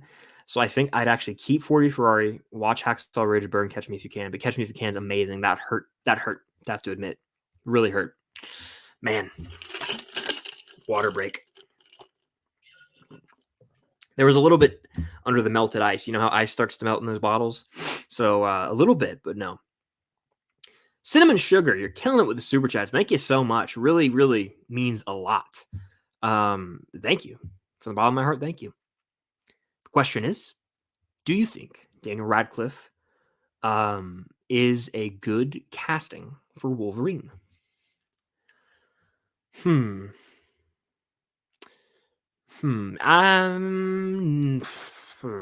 the thing about Daniel Radcliffe is I've seen him as Harry Potter. We all have, right? But I haven't seen him outside of that much. I know he played Weird Al. I know he was in the movie Swiss Army Man. I haven't seen Radcliffe. I don't want to misspeak here, but I don't think I've seen Radcliffe outside of Harry Potter. I don't think I have. So it's hard for me to make that judgment call. I always see him as Harry Potter. I know he's a very gifted actor, but when I think Wolverine, I think of, someone who has some rage, has some, I just don't know if I see Daniel Radcliffe as like this jacked, angry ball of fury. Like that's kind of what I think of when I think of Wolverine. I don't know if I see Radcliffe in that role. I know people have thrown that around, and maybe if you draw up some fan art and do it, you could maybe see it, right? But I honestly don't. I don't think it's good casting. I would not be like offended if that happened. I would again have to wait and see how he played the role. And that's my thing with superhero casting is like we can all, make these judgments immediately. And trust me, over the years we all have. Remember when Ben Affleck was announced, people were like, "What the hell is this?" When Pattinson was announced, people were like, "What the hell is this?" They both crushed it, right? So I think we just have to wait and see. And I think the next time we're going to get this big backlash for casting is when the Fantastic Four cast is made official. People are going to lose their shit. They always do. People are going to go, "What is this? What's going on?" And then we just have to wait and watch the movie. We have to have faith in the process. And that's kind of what I'm going to say for the next version of Wolverine whenever we have one. If it's Radcliffe, by all means, let's see what he's made of. I know he's a great actor. He crushes it in Harry Potter. I just don't envision him in the role, but I'm not a casting director, and I'm not the person directing the film. So I don't have that vision that they do for the movie. So he could maybe play a version of the character they wanted to play really well, but I might not see that. You know what I'm saying? So I don't know who they're going to cast as Wolverine. Whoever they cast as Wolverine, Iron Man, the next, Thor, whatever, down the road, they're always going to be compared to the people who they're taking the role from. So whoever plays Wolverine will probably be no Hugh Jackman, but he can make the character his own, whoever it is. So if it's Daniel Radcliffe, good on him. If it's Taron Egerton, good on him. Maybe they'll go an even younger route. We'll have to see. But I don't envision Daniel Radcliffe in the role. But all that's to say, that doesn't really mean anything. I have no say in the matter. If he got announced as the next Wolverine tomorrow, I'd be like, okay, let's see what he's made of. I'm always going to give someone like that a shot. I know he's a good actor. I just don't see him as Wolverine. That's my opinion, but people out there could. And I know there's been like fan castings of him as Wolverine. Again, I don't see him, but the Marvel Cinematic Universe might, and it could work. Who knows? Great question, by the way. Appreciate it. And thank you again for the super chats. Are you excited for the new Star Wars trilogy? I don't think we're ever going to get one, to be honest with you. I don't. I know that they keep saying we're going to get one. I don't think that's going to happen. I don't think any Star Wars movie is going to happen. Maybe ever. Yeah, go follow Starcourt on Twitter. They're awesome. Go check them out. Favorite John Hughes movie? It's hard not to say. Shoot. The Breakfast Club or Ferris Bueller's Day Off. I want to say he directed both. I know for a fact he did not direct Home Alone. That was Chris Columbus. Okay. Let me look at all of his films real quick.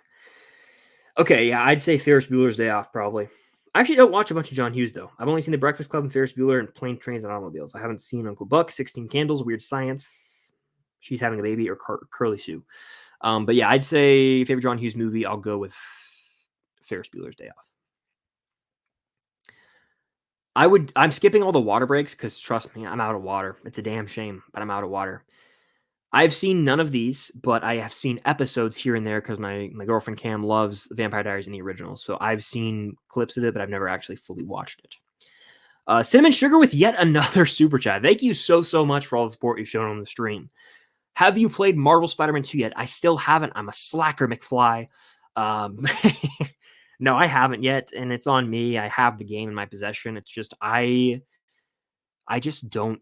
I don't game as much as I wish I did. I wish I set aside more time in my personal life to be like, you know what, tonight I'm playing video games for 2 hours instead of watching a movie or show. I'm going to play this video game, and that's on me. I had the game. I got it in November, and it's been 2 months now. I just haven't played it. I just for whatever reason, I haven't. And I think it's because I want to finish replaying the OG Spider-Man and then I have to play Miles Morales. And so it adds up. And then I'm like, oh my gosh, I have to watch this movie and this TV series. And so of the 3 pieces of media I consume, right, movies, TV, video games, I've always put video games at number 3. And so that's why over the years, it's like hard for me to game as much because I just don't prioritize it as much as I probably should. Still a great, medium for storytelling, and I love the first Spider-Man game. I just haven't finished replaying it, and I would love to play Miles Morales before because this is like the 3rd in that series. So I just need to get around to it, and that's going to be a sacrifice where I go, hey, I'm not watching any movies this weekend. I'm playing the rest of this video game, or I'm not watching any shows this weekend. I'm playing the rest of this video game. So that's what it boils down to is personal allotment of time in my free time. And it's something I usually just never prioritize video games. I should more. And there's times in my life where I catch, I strike while the iron's hot and I go, you know what? I'm playing The Last of Us, this whole thing in part 1 and 2 right now. And I did that last year. Excuse me. And then there were times where I was like, yeah, I'm grinding out Fallen Order. Let's do a 9-hour Twitch stream. Because I did one of those. But yeah, I just I haven't yet. I would love to. I don't know any spoilers, and the trailer's awesome, and I've heard it's fantastic. So would love to, just haven't got around to it yet. And that's on me. That's fully on me. But thanks for the question. I'm literally look right there off camera. I am looking at the PS5 case of the game. It says Spider-Man 2. It's got Miles on the front. It's got Peter on the front.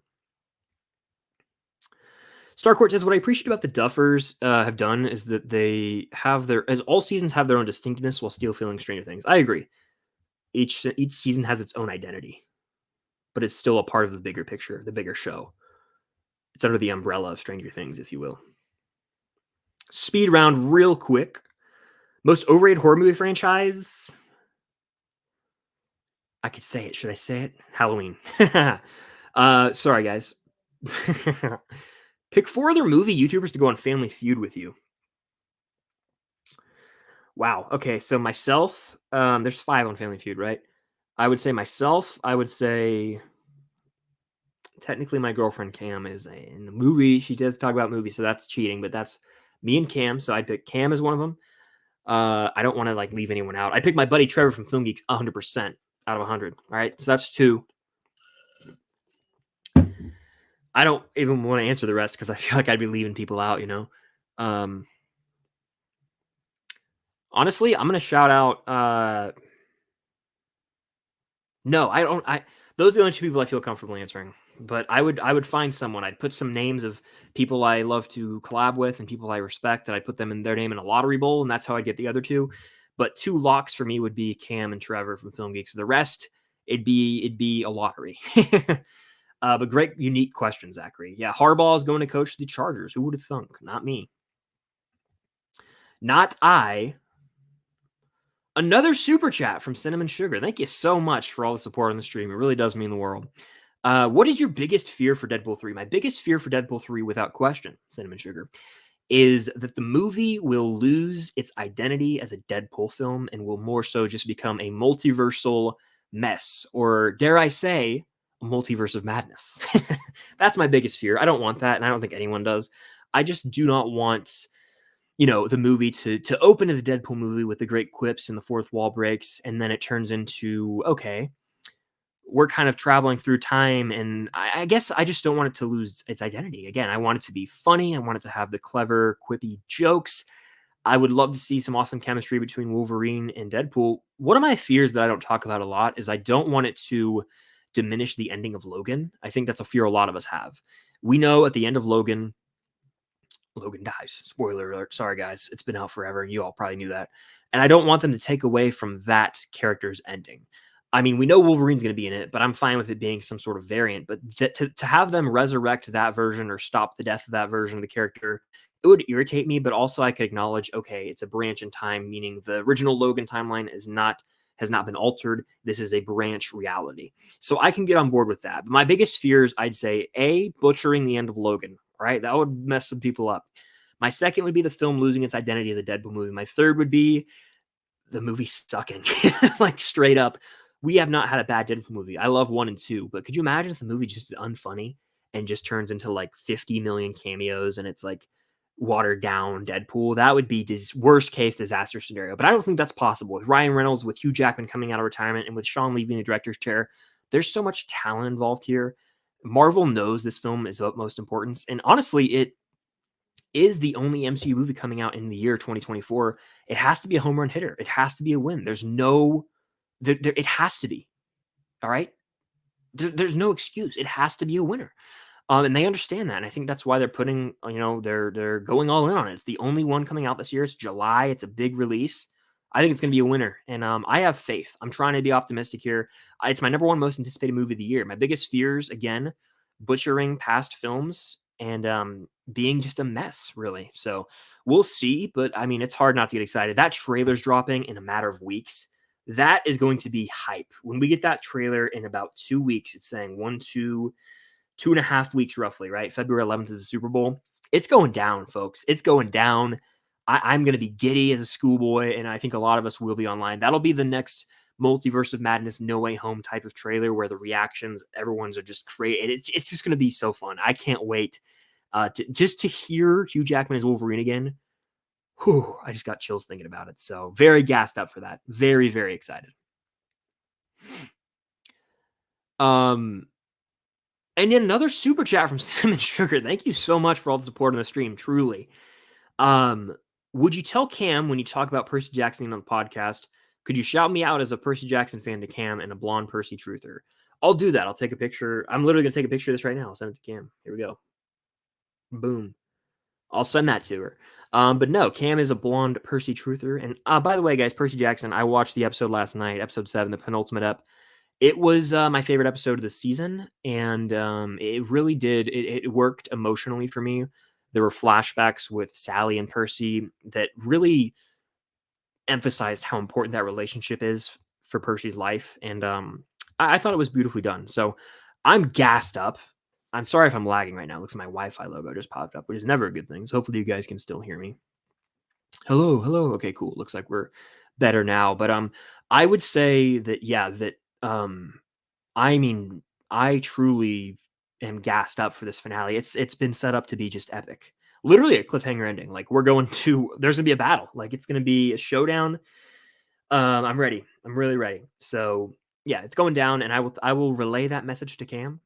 And I'm honestly probably going to rank the Percy Jackson episodes next week. All 8 of them. I'll do a ranking, a full-length video. But no, I will tell her. I'll relay that message to her. And for those who don't know what we're talking about with the podcast, it's the Unusual Couple podcast. It's linked down below, and it's been scrolling across the bottom. It's going to be fun. I really am looking forward to, or excuse me, I don't even know what I'm saying anymore. I'm delusional right now. I've been talking for an hour and 40 minutes. The podcast episode, it's fun every week. My mind was on MegaCon because I'm already excited for it, but I'll relay this to Cam. But what I wanted to say is MegaCon is next week, and I will be there all 4 days, and I'll be doing panels. There's a Stranger Things panel on Sunday the 4th, and it's going down, folks. It's going down, and it's just going to be awesome. If you're at MegaCon and you see me or Cam, come say hello. It'll be great. It's official. It just broke. Yeah, so Michigan's donezo. They're done. Over. Finished. David Harbour, yeah. So see how far behind I am in the chat. I can't believe I forgot about that. That was a funny moment. My favorite Pixar movie is a tie between Ratatouille and Toy Story 3.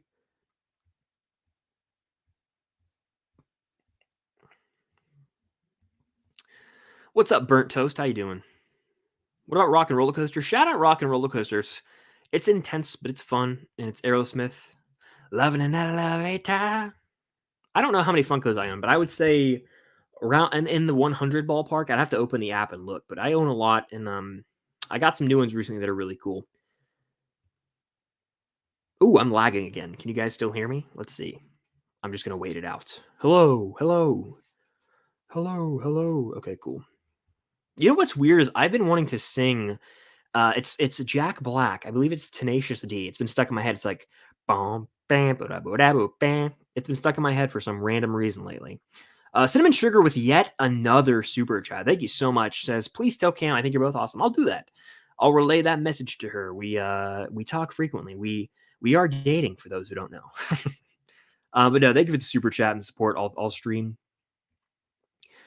Most surprising Oscar noms and snubs. Most surprising snub to me is that Spider-Verse didn't get nominated for score. It's easily one of the best scores of last year. And surprising nom would probably be America Ferrera. I did not expect that at all for her supporting role in Barbie. Really was shocked by that. All right. Season 5 of Cobra Kai, fire. I still have not seen this, but it's on my watch list. Talked about it earlier in the stream, but really am looking forward to hopefully getting around that to that movie soon. Ellen Ridge says, hey, Chris, who do you think is going to die in Stranger Things Season 5, and who do you think will sacrifice themselves? Who would sacrifice themselves out of anybody based on the 4 seasons we've seen would be Steve. He's always putting his life on the line for his friends. And who do I think is going to die? I think Eleven's going to die. I think Eleven's going to die. Favorite Netflix shows? Gotta be Stranger Things. Gotta be Stranger Things. No ifs, ands, or buts about it, in my opinion. Yo, what's good, Jason Cruz? Didn't realize you were in here, man. Hope all's well. I'm behind in the chat again. Super chat's the way to go to guarantee get right to your question. I'll probably wrap this up sort of soon. Atomic Keys, is this your first live stream? It is not. I've been doing these weekly for almost 2 or 3 years. So I do them quite often. Cinematic Tyler, did you not do a Blu-ray video? I am doing a Blu-ray collection. It is going to drop while I am at MegaCon, so it's coming in the next week or two. Starcourt says, do you have the Ultimate Trilogy Blu-ray of Back to the Future? I have the trilogy, but it's not like the 4K pack. It's just the regular trilogy. It comes with the 4th disc, though, that I think has like a documentary on it, so I'd have to watch that. Predictions for Sakai Taika and cameos. Really left field prediction here. Andrew Garfield is going to show up as a sensei somewhere because he's a diehard fan, and obviously, as we know, we saw the cast send him a video being like, yo, Andrew, glad you're a fan of the show. It means a lot. And so I think that it would totally make sense for him to show up in some capacity. Why the hell not? How cool would that be to have Spidey and Cobra Kai? What's your favorite De Palma film? Probably the OG Mission Impossible, to be honest with you. But I also like, I think he did Carlito's Way. So I'd go with that. That's a solid one. But those just off the top of my head. Favorite Indiana Jones movie is going to be Raiders of the Lost Ark for sure.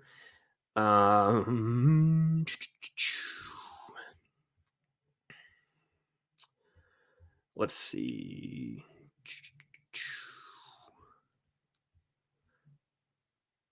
I am hoping to go to the Stranger Things panel at MegaCon. Yes, there's one the same day of my panel's at 10 a.m. Sunday with Sean and Cam, and then later that day, Grace Van Dyne, Finn Wolfhard, and Gaten have a panel, and I am hoping to attend that. That is at 12:30 p.m. Eastern on the Sunday of MegaCon. So really hoping to get to that. let's see. I have not seen the movie Miracle Worker. Nancy or Robin? I think if one of the two were to die, it'd be Nancy. Robin, I think, is pretty safe, in my opinion. Well, thank you, Sander. I appreciate that. Thank you so much. Top 5 DC movies in order go The Dark Knight, The Batman, The Dark Knight Rises. I will go Batman Begins. I'm a big Batman guy, if you couldn't tell. Ooh, am I lagging again? Sorry if the stream has become laggy. Let me get off the Wi-Fi on my phone. Sometimes when I use my computer too long, the Wi-Fi starts to cut out. So hopefully you guys can still hear and see me fine. But so the Dark Knight trilogy, the Batman, and probably the Suicide Squad. James Gunn's specifically. Cinnamon Sugar with yet another super chat. I think this is some sort of super chat record. I mean, thank you so much for all the support you're showing. It's insane, really. So thank you so much. This is definitely actually the record, in my opinion, for like most super chats by a person in the stream. So hell yeah, thank you so much. Have you watched The Patriot with Mel Gibson? Yes, I've seen that movie probably a handful of times in my life. I owned it on Blu-ray at one point. I think I sold it because I went through this weird phase of like selling movies. It's like, oh, I don't need to own every movie. Kind of regret selling it, but I could probably get it for like $5 on Amazon right now if I really wanted to. Yeah, I've seen The Patriot, and I think it's really good. It's not my favorite of the Gibson movies. Like, I'd say Braveheart's the better film by far, but Heath Ledger's in this movie, for those who didn't know, and he plays Mel Gibson's son, and Jason Isaacs, who plays Lucius Malfoy, is the main villain. He is a despicable bastard in this movie, let me tell you that much. And this is a Revolutionary War film. I don't think it's historically accurate. That's one of the critiques. People are like, oh, it's not accurate at all, but it's entertaining as hell, I'll tell you that much. Sorry, I thought there was a bug crawling on my foot, and I was like, oh my god, I thought I felt something crawling on me, but I didn't. No, yeah, The Patriot with Mel Gibson rules. I've seen it probably 5 times, maybe less, maybe more. The scene where he first like goes full on guerrilla warfare with like his hatchet and axe and like takes out those dudes, that's sick. So well shot. And then there's one line I always say from this movie. It's so stupid. It's Mel Gibson's character and Heath Ledger. They're like sitting out in the woods or something, right? And they're like eating. Mel Gibson has an apple and he's cutting it with a knife, right? And he goes, apple. And the way he says it, it's not like he's like, you want a bite of the apple or you want an apple? He goes, apple. Like the way that he just emphasizes it, it's always made me laugh. And it's something that I just quote randomly. Me and my dad will quote it all the time. Apple, apple. Who knows why? It's just one of those random ass movie lines. But no, I've seen it. I recommend The Patriot. It's a damn near 3-hour film, but it's one of those like movie. It's like a dad movie, you know. It's a movie you can watch with your buddies. It's a movie you can watch in summer on like a summer evening. It's damn good. I recommend it. I need to own it again, actually. Zach with another super chat. Thank you so much, Zach. Can you revive the series My Favorite Movie for Every Letter of the Alphabet? You need to do K through Z. Honestly, you make a good point. I never finished that series, and I totally just forgot. It's one of those series that slipped away. I was doing that on Shorts. I'll take a picture of this. Hopefully, maybe get back to it. But I'm so weird now. I'm like, oh, I can't just start it up randomly because it's been months and months since I've done the first part of the series. So we'll see. Again, apologies if I start to lag right now. That's my bad. My Wi-Fi is not doing too well right now for some reason. But no, I think that, yeah, I would consider reviving it. I had the notes at one point for it, but I'd probably just restart the whole damn thing at this point or do a full feature video based on this. So I don't know. We'll see. It's tough to say, but nonetheless, thank you for the super chat. And I think I did what? Yeah, I did A, B, C, D, E, F, G, H, I, J, K. I ended. Okay. So was the last one I did J? Jaws, I want to say I did for J. Indeed. Interesting. Cool. Yeah. I'll consider it.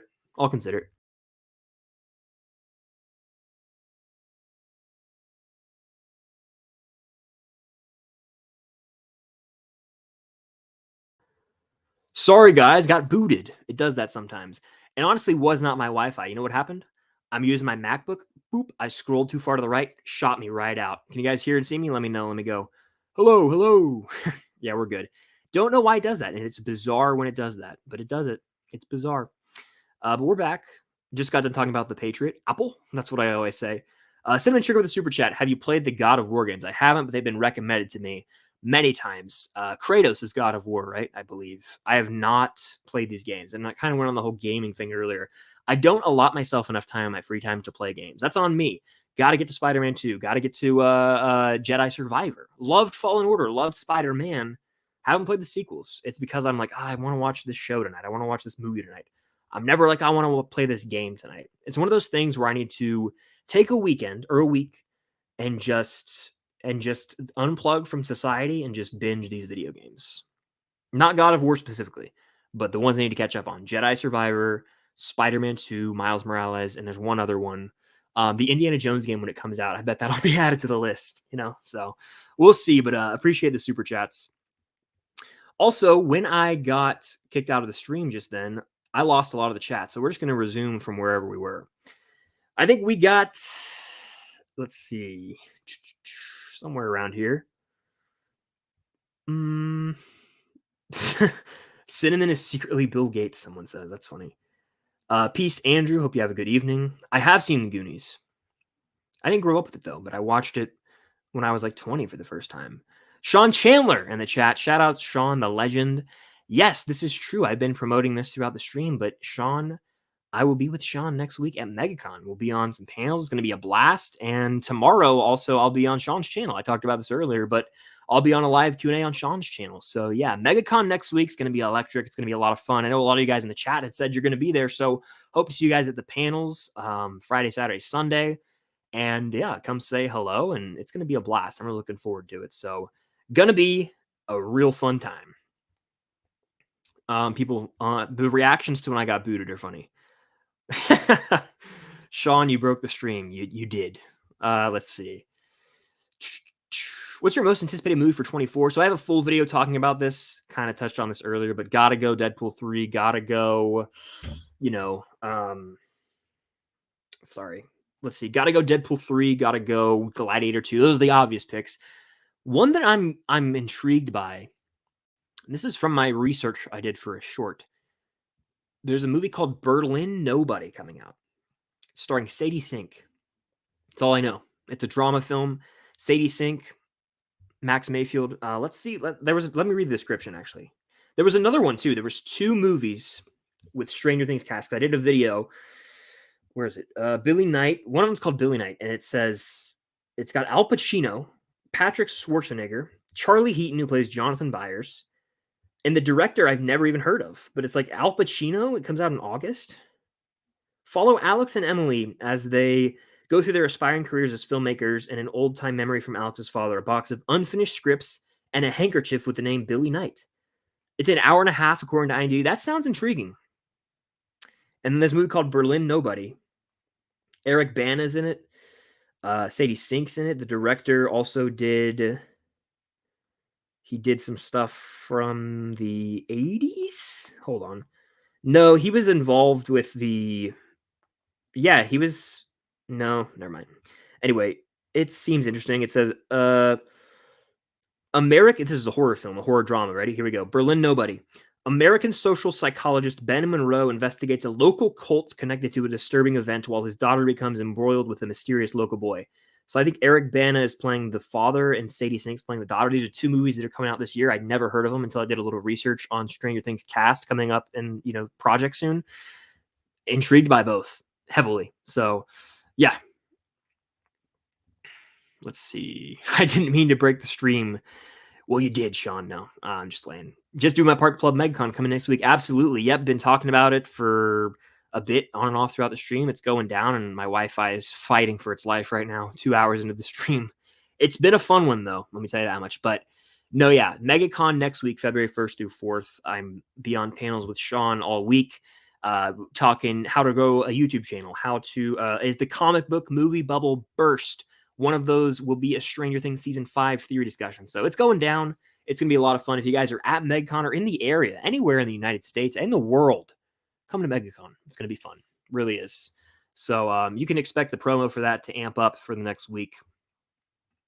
We got another super chat from Cinnamon Sugar, who's been crushing it. Set the all-time record for individual super chats in a stream comfortably. All right, MVP right here. Shout out Cinnamon Sugar.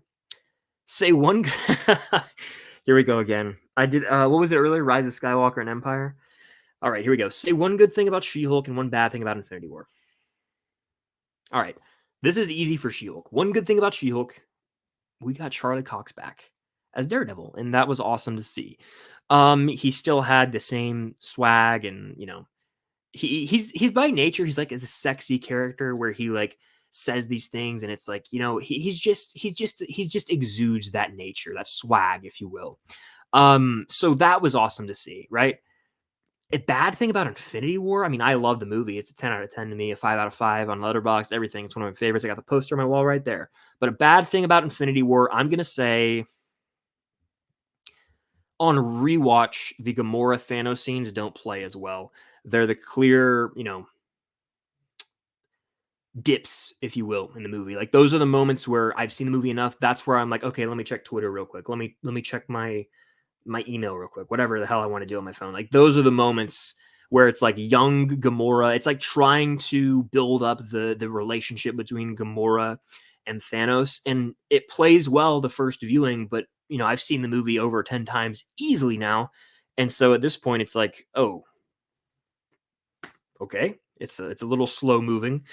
Yeah, that's probably my complaint with that movie. Other than that, perfect. And even then, that was hard to think of. But that's the one thing where it's like, yeah, I think that I even talked to some friends who love Infinity War. It's like that's the one weak link is the Gamora Thanos stuff. So thank you for the super chat again. It means a lot.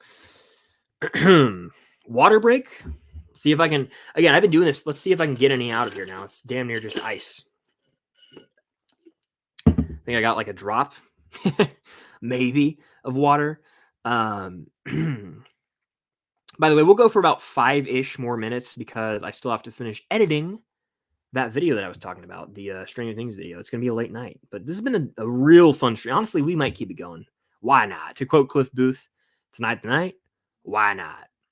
Okay. Here's a question at Filmstock. Do you think Silver and Tori are related, or is her dad... Okay, do you think Silver and Tori are related, or is he her dad, since he seemed to have a connection with her? She said her mom said he was a bad person, so it may make sense. Just my theory. I've thought about that. There was a point in time where I thought maybe he was like a grandfather, potentially. I don't know. But I could see a world where they're related, but I think the ship has sailed on that revelation. It might be a little too late in the game for them to announce that. But I'm not going to rule that out. I actually, that thought crossed my mind when I first watched Cobra Kai last year. No, excuse me, 2022. It is 2024, folks. That just hits me sometimes randomly. It's weird, but no, that thought's crossed my mind. It's in the realm of possibility, but I think it would be maybe a little too far-fetched at this point. Also, how big of a role is Silver really going to play? I think he's going to be imprisoned majority of the season.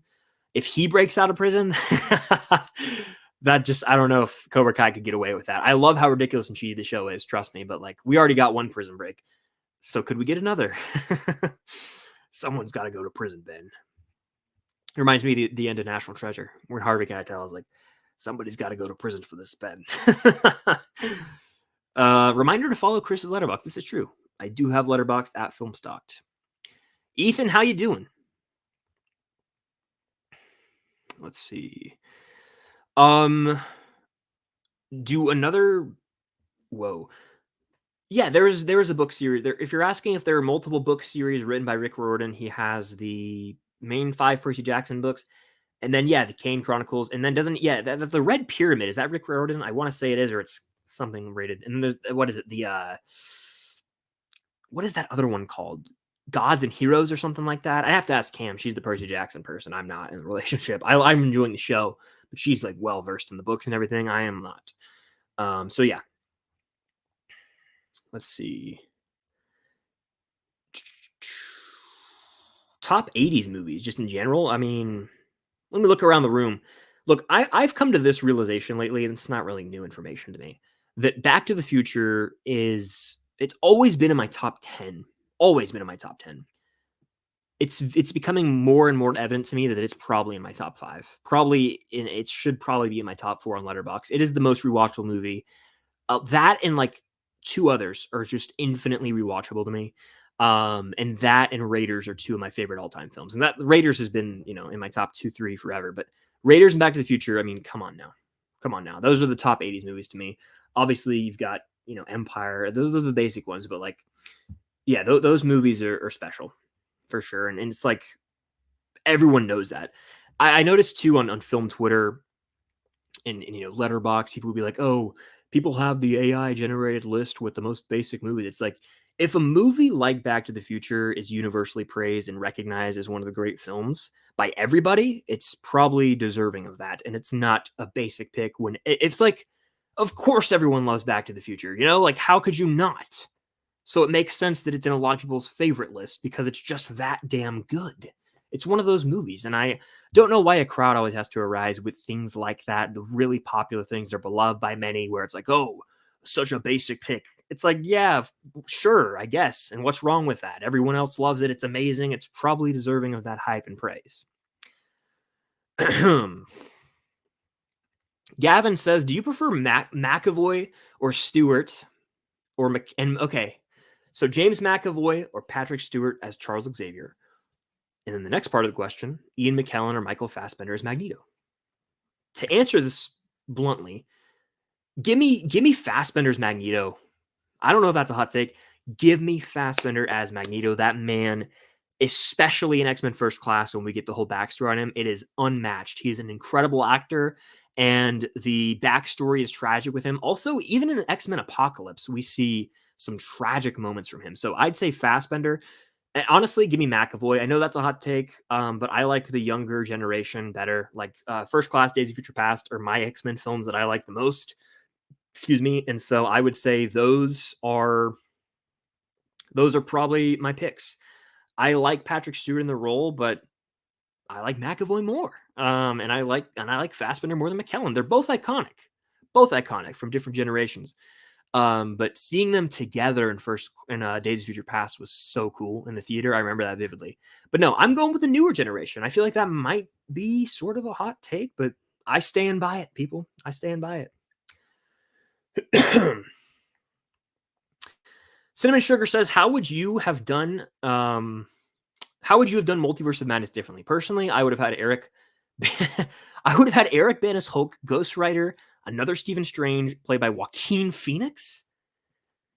Did I miss out on something here? Was Joaquin ever rumored to play him? I'm not in the loop on that. That would have been insane.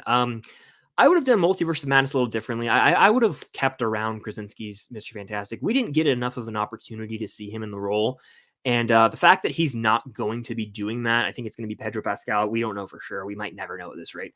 I personally don't like that decision. I was like, I literally jumped out of my seat. I was like, oh my God, it's John Krasinski. I almost just broke my chair, by the way. But no, Krasinski, I mean, he never got the opportunity to fully play the character. And we're never going to see that. So we can't fully judge it. He was also in like a green screen room, I'm pretty sure. Never even came face to face with everybody. But no, I would say I would have kept him around maybe. I also would have probably just done a Doctor Strange movie and I wouldn't have tied Wanda into it. I would have just made a solo Scarlet Witch project. That movie was battling with itself to me the whole time. It was like having an identity crisis. Does it want to be Strange 2? Does it want to be WandaVision sequel? Does it want to just be a multiversal Illuminati film? There was too much going on. I admire Raimi's direction. He's clearly got the vision. We know that. But it was too messy for me. It really was. And yeah, I would have split it up into a few different projects. That's how I would have handled it for sure. If you're asking what cameos I would have liked to see, I mean, it would have been funny if in the middle of the movie, Deadpool just came in and acknowledged, like, well, that was a shit show. Like, after Wanda killed everyone, just out of nowhere, and then boom, continue. I mean, it couldn't have gotten any crazier. So, yeah. I remember we all were convinced Deadpool was going to be in that movie because of a frame on the poster. A reflection of a glass looked like Deadpool's eyes, and I was fully convinced he was going to be in the movie because of it. Sean with the super chat. Shout out Sean, the legend himself. What's a movie I would be shocked you haven't seen? Good question.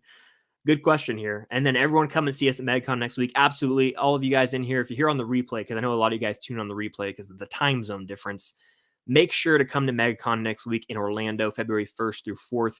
Panels, meet and greets, all that stuff. It's going to be a blast. I'm very, very excited. I'm pumped. And I hope to meet a lot of you guys there. So yeah, next week, MegaCon, it's going down. You'll hear that a lot over the next week in every video. MegaCon, February 1st through 4th. Boom, trying to hammer it into your brain so you guys know. But to answer the question here, what's a movie I would be shocked you haven't seen? Good question, man. I'm going to say, trying to think of like the big 80s, 90s movies I haven't seen. You know, I'm gonna have to go to my watch list for this. I do keep a running watch list in my notes. I have not seen. Let's see. Come on, load. So there's a lot of movies I haven't seen. Obviously, I did a Stallone watch through. I know that you're a big Stallone guy, Sean. I did a Stallone watch through last year. I watched like a ton. I watched all the Rambo movies, Cobra, Cliffhanger, The Expendables, all those movies for the first time last year. But a big movie I haven't seen that usually shocks people. Um, oh, yep, this is the one. This is the one. My buddy literally is on me about it 24/7. There's two, right? Three. We're calling it three, Sean. I haven't seen Lethal Weapon. Hurts me to say. I'm watching It's Always Sunny in Philadelphia right now. They do consistent parodies of that, and I know it's iconic. I haven't seen Lethal Weapon. I know you probably like that one. Casino. I even hate saying that out loud. Haven't seen Casino. I've seen Goodfellas, Taxi Driver, Mean Streets, The Wolf of Wall Street, The Departed, Killers of the Flower Moon, The Irishman, almost all of his big mob movies. Haven't seen Casino. And the other one, where was it? The other one it was literally right here. Hold on. We're going to find this. It was a big one. Here we go. It was Casino. Full Metal Jacket. That's another one. Full Metal Jacket I have never seen. Yeah, I just haven't for whatever reason. I'm aware of the drill sergeant. I've seen that scene. I just haven't watched the movies. There's three for you right there. Iconic movies I have never seen. Most people are shocked when I tell them I haven't seen it. So it is what it is. But no, MegaCon next week's going to be a blast, guys. I hope to see you all there. February 1st through 4th in Orlando. Panels galore. Hope to meet a bunch of you guys. I can't wait. And I'll post about it again probably on Instagram very soon. So yeah, hope to see you guys there. Let us know in the chat if you'll be at MegaCon. Fire off. Cinnamon Sugar with another super chat. The streak continues. The record-breaking super chats right here. I'm a son of Poseidon like you. Well, how about that? Yeah. I took the thing that test to find out who my godly father or daughter was. I'm so just out of touch with Percy Jackson compared to Cam. It's not even funny.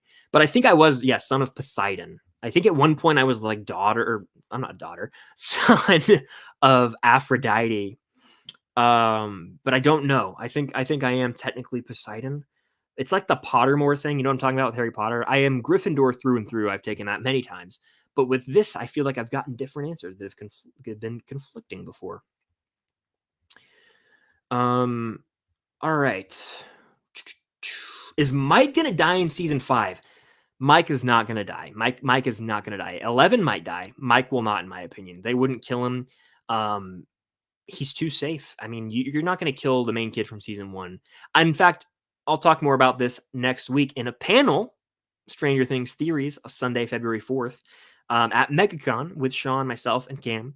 But I don't think any of the main core kids are going to die. I think that would be too dark for Stranger Things. I think some of the older kids and adults could die, but the younger kids dying, that might be too dark. I don't know if they want to cross that line. We'll see, though. All right. Hey, Chris, what do you think the best sitcom to binge watch is? Good question here. Well, I'm currently binge watching, what's it called? I'm currently binge watching It's Always Sunny in Philadelphia. I'm on season 10. There's 16 seasons. It's the funniest show I've ever seen, bar none. I laugh hysterically every single episode. But I'd say to answer this question, an easy one to binge, to me, How I Met Your Mother. I mean, there's no way to put it. It's the first one I ever binged. That was in 2014, I want to say. I was in 8th grade when the show ended. Is that weird? Probably just made some of you feel really old. I remember vividly watching that show, binging it. And that's an easy one to binge. Lovable characters. It's funny, but it's also like a balance of sort of just heartfelt feel-goodness, as I like to say. And yeah, I don't know if that's a word, but we're going to roll with it. It's a feel-good show. Yes, it's comedy, but not laugh out loud, hysterical through and through. It's the vibes, good vibes through and through. It's like a chill hangout type of show, and I highly recommend. Yeah, exactly. Back to the Future is that popular for a reason. Do you think Bale is the best Batman? I don't. I think Pattinson or Batfleck or potentially even Keaton are better. What's your favorite sandwich? Okay, I would say my favorite sandwich. Well, I eat like a ham and cheese sandwich almost every day for lunch, but my favorite sandwich in the world is probably from Publix. For those who don't know what Publix is, it's a grocery store. They have them in Florida, Georgia, I think maybe some other states, but you go to the deli and I get it's called the Ultimate, right? So you customize it as well, but it's white bread. It's a big sub. I get mayonnaise, I get spicy mustard, provolone cheese, turkey and ham. I think they put roast beef on there too, which is a nice little touch. I go lettuce, tomato, pickle, salt, pepper, oregano, oil, vinegar, and it's just the best thing ever. That's my favorite sandwich in the world. First Class is fantastic. Best cameo in the entire Marvel world. First Class, the Wolverine cameo, hilarious, short, sweet, to the point. That's the best. That's like how you do a cameo, in my opinion.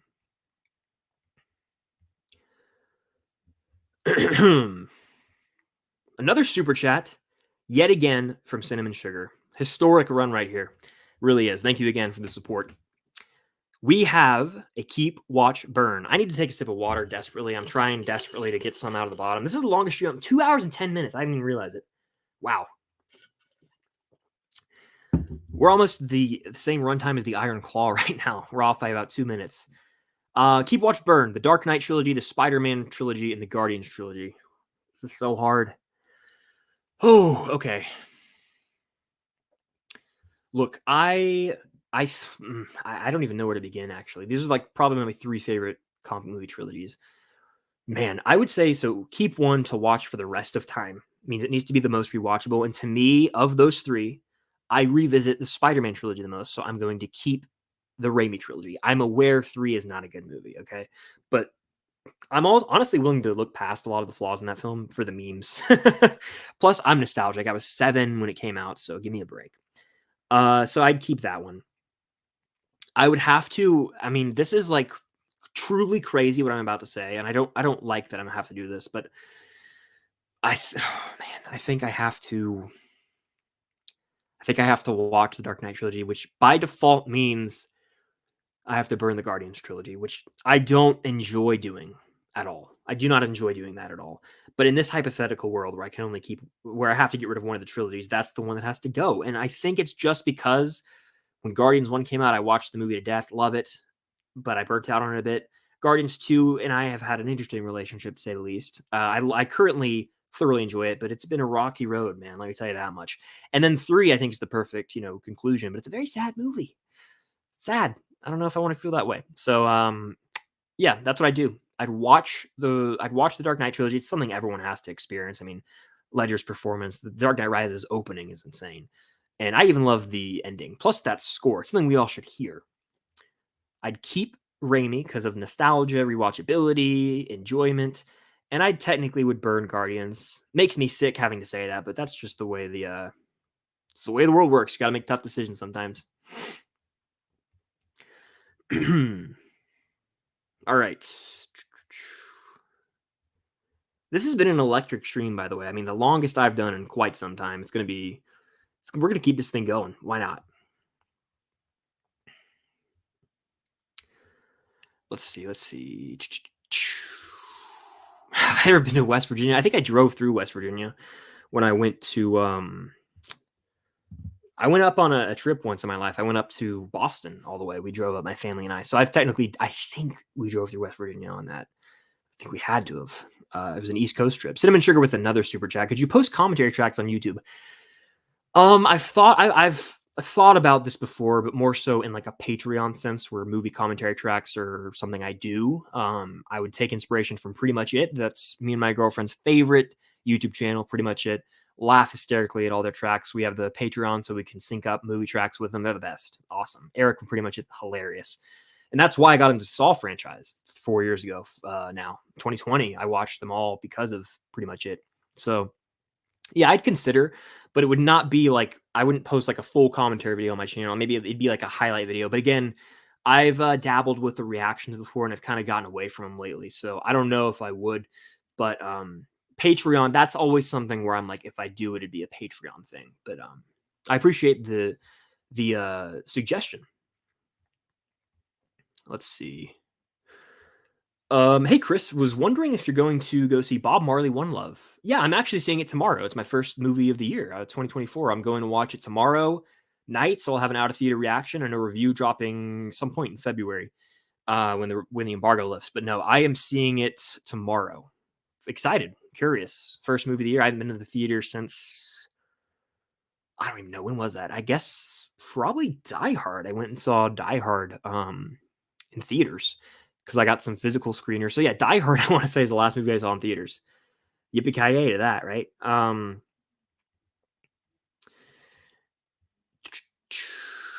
Let's see. And yes, if you guys have questions about what's it called?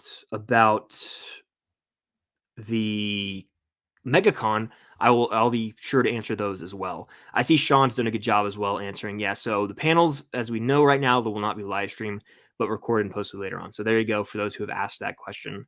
There you have it. What is next for Argyle's character?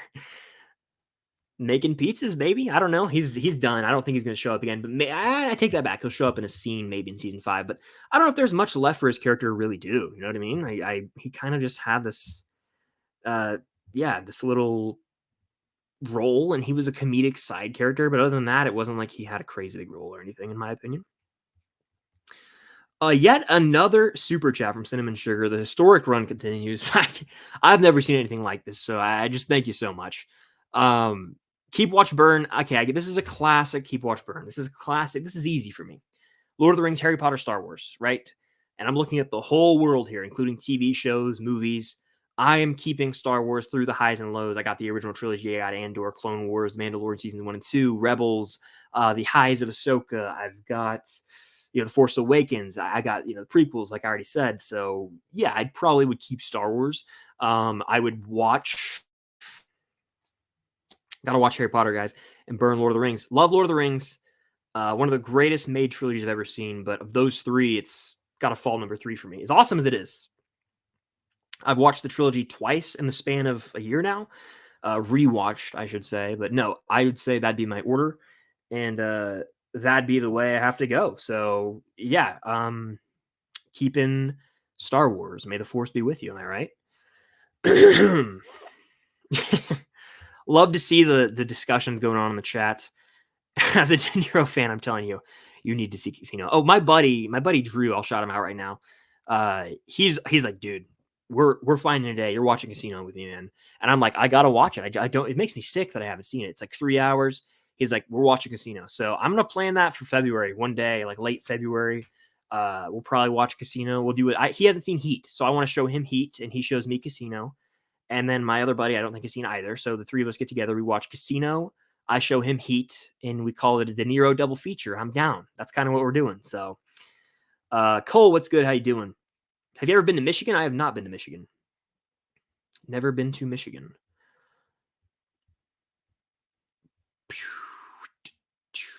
I have not seen Spirited Away. I've actually never seen a Studio Ghibli film. That's just not. I don't know if I would like them or not. You know what I mean? I've never explored anime films like that, so it'd be uncharted territory for me. I don't know if it's up my alley or not. You know what I'm saying? Do you think Tarantino's last film, The Movie Critic, will make $1 billion?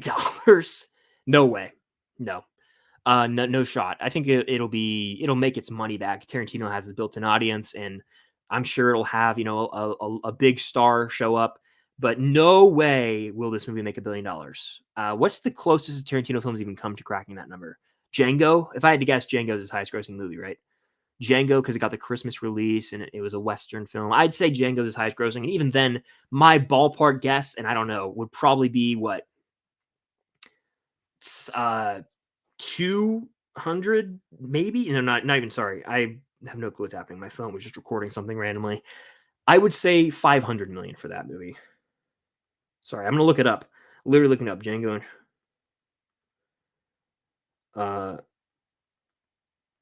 Sorry, hold on. Django Unchained, Box Office Mojo. Django. Box Office Mojo is the way to go right now, by the way.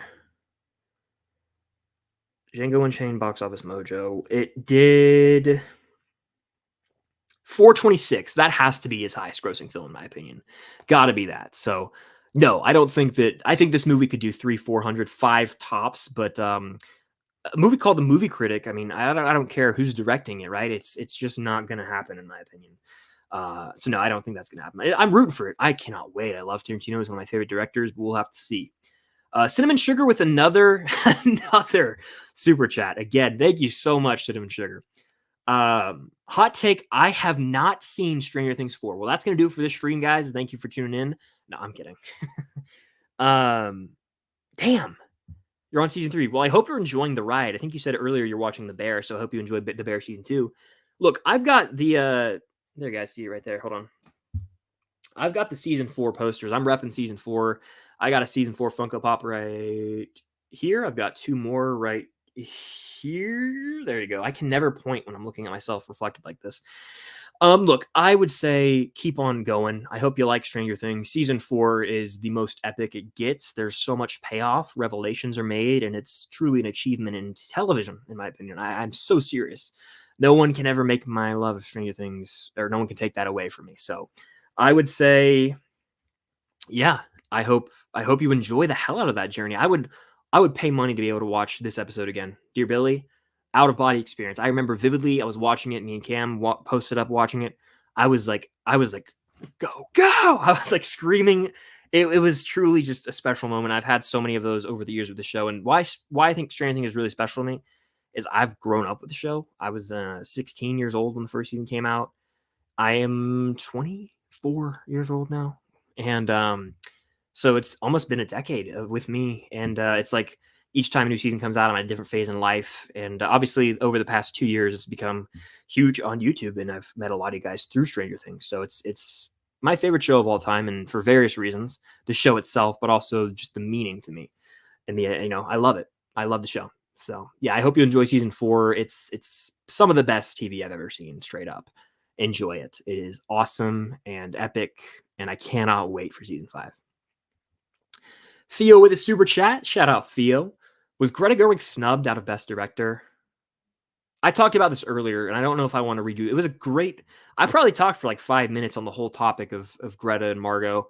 So I honestly would suggest going back and finding that. Long story short, I think she should have been nominated because of the fact that she helmed this film that got 8 Oscar nominations. I think it's crazy that the Academy was like, yeah, this movie rules, but we're not going to nominate you for director. It's the same thing that happens with Nolan whenever his films get praised and like, yeah, but Nolan, we're not nominating you for director. It's like, why does the Academy do that? I don't know. They'll nominate a film for 20 things and not director. It's just weird to me, and I talked about it earlier. I had some well thought out points that I talked about, but you'll just have to go back for the full thing where I also talk about Margot in there as well. Okay, my nose was itchy. My nose is all itchy now. All right. Where was I in the chat? I always lose my spot. We've been going for 222. We'll keep this thing going. This is the best stream I've probably had in a while in terms of just the questions firing off, the conversations. I mean, I still have to edit a video, but I'm gonna do it anyway. I'm gonna call it a late night. I love late nights, honestly. So we'll be here all night till we get it right. Anyone know that movie? Let me know in the chat if you do. Peace, Connor. Have a good night. I've never seen All the President's Men, but that's Dustin Hoffman and that's Robert Redford, correct? I have heard of it, though. I'm familiar with it for sure. Would I consider going to Montreal Comic-Con? Probably not, because that's out of the country for me. But Toronto, maybe. That'd be the one I would consider going to out of the U.S. It's a fan expo con. Have you watched The Crown? I haven't. My parents love it. I know I have some friends who love it, but I myself have never watched The Crown. I don't know if I would enjoy it. Will Cillian Murphy have lipstick on his face if he does an Oscar speech? He did for was it the Golden Globes? Who knows? It depends on if his wife's wearing lipstick and kisses him before he goes up to accept the speech or not. Heat is absolutely the definitive heist movie. I rewatched the ending of that movie. I rewatch scenes from movies a lot on Twitter. I'll see one and be like, oh, I gotta watch this. And so I saw the end of that movie the other day. Haven't seen it in a few years, but again, trying to show it to my buddy soon. And I was like, man, that reminded me, this movie rules. And that's when I texted my friend. I was like, we got to watch Heat soon. Top 3 ships in Stranger Things. Give me Jopper, Joyce and Hopper.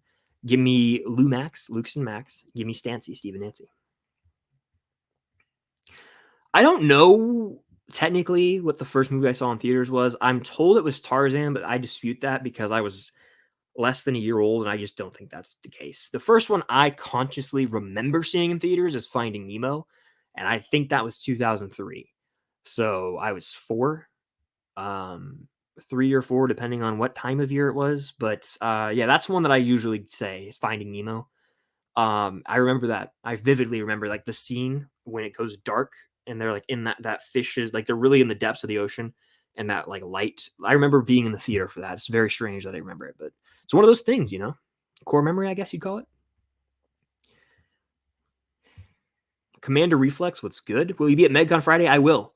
We have a panel Friday, myself, Sean, and I believe Cody, and that's when we're talking about how to grow a YouTube channel. So hope to see you guys there. Again, MegaCon February 1st through the 4th. It's going down. It's going to be a lot of fun. Panel that day, 10 a.m., I believe. So yeah, I will be at MegaCon all 4 days technically. So if you guys see me, come say hello. And we got the panels going down. It's gonna be hype. Oh, I did too. At the end of Ep 6, I won't say what happens at the end of season 4, Ep 6, but man, I was on my feet. I will be doing reactions to Cobra Kai season 6 100%. I will finish that series. I will finish what you started. Yeah, I'm doing them. I did them for seasons 1 through 5. I'm going to finish that series, and it's going to be a lot of fun. Lots of fun.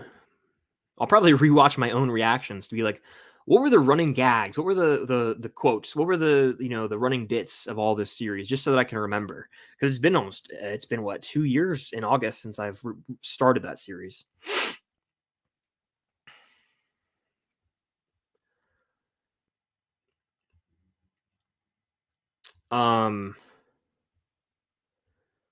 Yeah, so we'll probably take this thing a few more minutes. Favorite Jurassic Park movie, the first. I kind of went off earlier about how I'm done. Like I think there's one good Jurassic Park movie. It's the first one. The rest, like Dominion, stunk. Fallen Kingdom, stunk. Jurassic World, I enjoyed. I enjoyed that one. The first, it was fine. Jurassic Park 3, Jurassic Park 2, surprisingly a snoozer. The first one's the only elite movie. It's one of the all times, right? But I mean, I'm surprised the whole new trilogy at $1 billion each.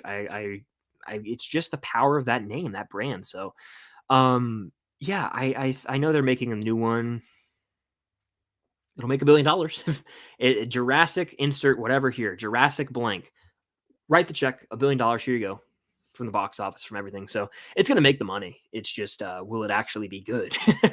Doesn't matter. That's not what they really care about, sadly. So it's going to make money. That's all that matters. Did you think there's a chance Paul Giamatti could surprise over Killian? Ooh, yeah, it's definitely possible. I still think Killian's going to win, but I know Giamatti's gained steam. I want Killian to win. I was talking about this with my buddy on the phone. I was like, Giamatti, I love. The Holdovers is a great film. I think it was my 6th favorite, 6 or 7 last year in my top 10. It's just that feel good, holiday season movie, but more so than that, it's just one of those like drama feel good films that like you can get together with the family and everyone can find something they love with it, and it warms your heart at the end of the day. So I think Giamatti could win, but I said to my friend, this is my opinion, by the way. I think that if Giamatti won, I think years from now, people would look back and be like, he beat Killian? Because I think Killian's performance is going to stand the test of time forever. It's like an all-time performance because that's 3-hour movie. Oppenheimer, he carries it, in my opinion. Obviously, RDJ is great, Emily Blunt's great, but Killian's performance in that movie is special, and I just think that he deserves it. But again, I'm not going to be pissed if Giamatti wins. They're my 2 favorite they're like one of them wins, we're set, and that's going to happen. So I don't really care that much, but I want Killian to win. But if Giamatti wins, awesome. He's great in The Holdovers. Where did I get the poster? I got this poster from Stranger Things Experience in person, but it's also in the Netflix shop. This is for the piggyback, and you can kind of see Eddie shredding it up right there. Nope, not really. I need to switch them out sometimes, but I probably never will. They have for every episode of season 4, they have a poster on the Netflix website. You can get them for any app you want. I considered getting some, but I just didn't. For the other episodes on Black Friday, they had a sale, but I just didn't ever commit to that. So yeah. All right. Do you think Joe Keery would play a good college Peter Parker? I do, but the ship has sailed. We have our Tom Holland who can play him. So yeah. Well, welcome in Ghost Edits. Thank you for the kind words. Are you going to MegaCon? Because you should. MegaCon. I hope to see you there. My favorite Jurassic Park is The Lost World. Okay. That's like one of my, that's probably in, there's 6 of them. It's probably like 4 on my list. Opinions on the Hunger Games. It was an event going to the new Hunger Games movie every year from 2012 to 2015. Ballad was a great addition to the franchise, in my opinion. And yeah, I'd say my least favorite of them all is Mockingjay Part 1. But I watch that franchise a lot yearly. My girlfriend loves it. I love the first 2, and Ballad's my 3rd favorite. I'm not crazy about the Mockingjay films, but Ballad was unique in my opinion. The way we got to see, and I talked about this earlier in the stream, but the progression of the games. Right, that's the 10th annual Hunger Games. So to see how far we've come over the years, really fascinating. And then the downward spiral of Snow, really enjoyed seeing that. And it was well acted by Tom Blythe for sure.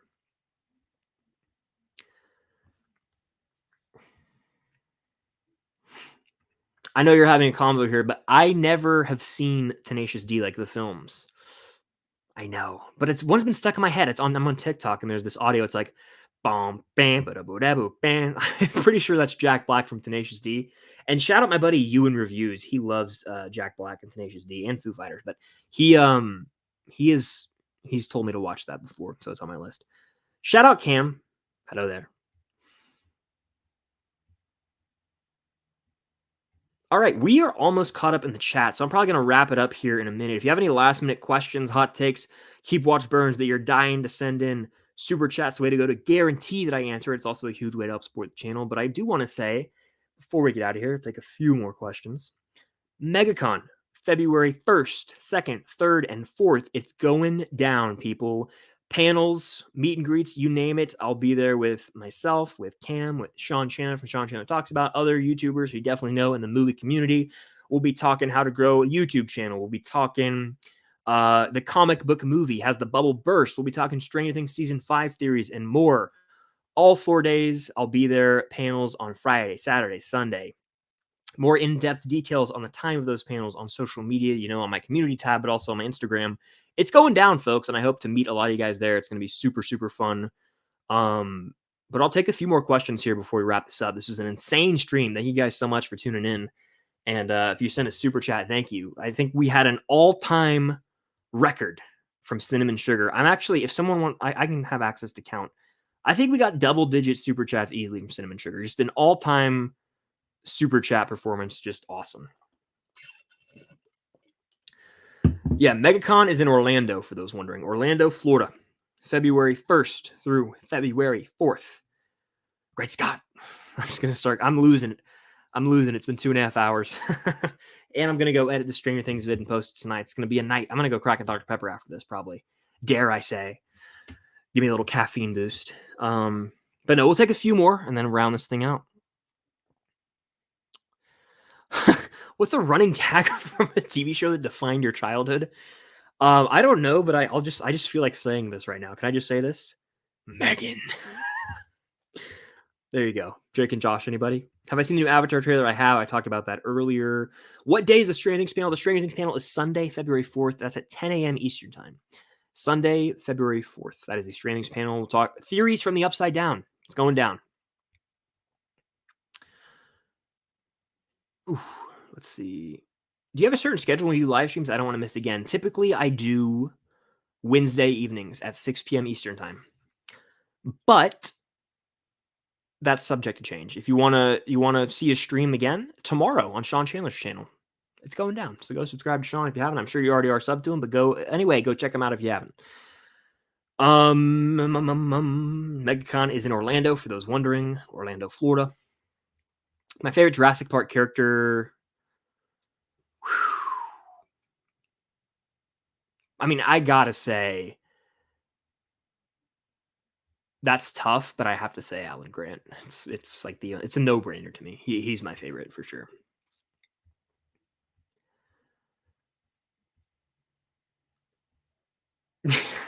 Have we started the Marty's jacket debate, Marty's vest debate in the chat?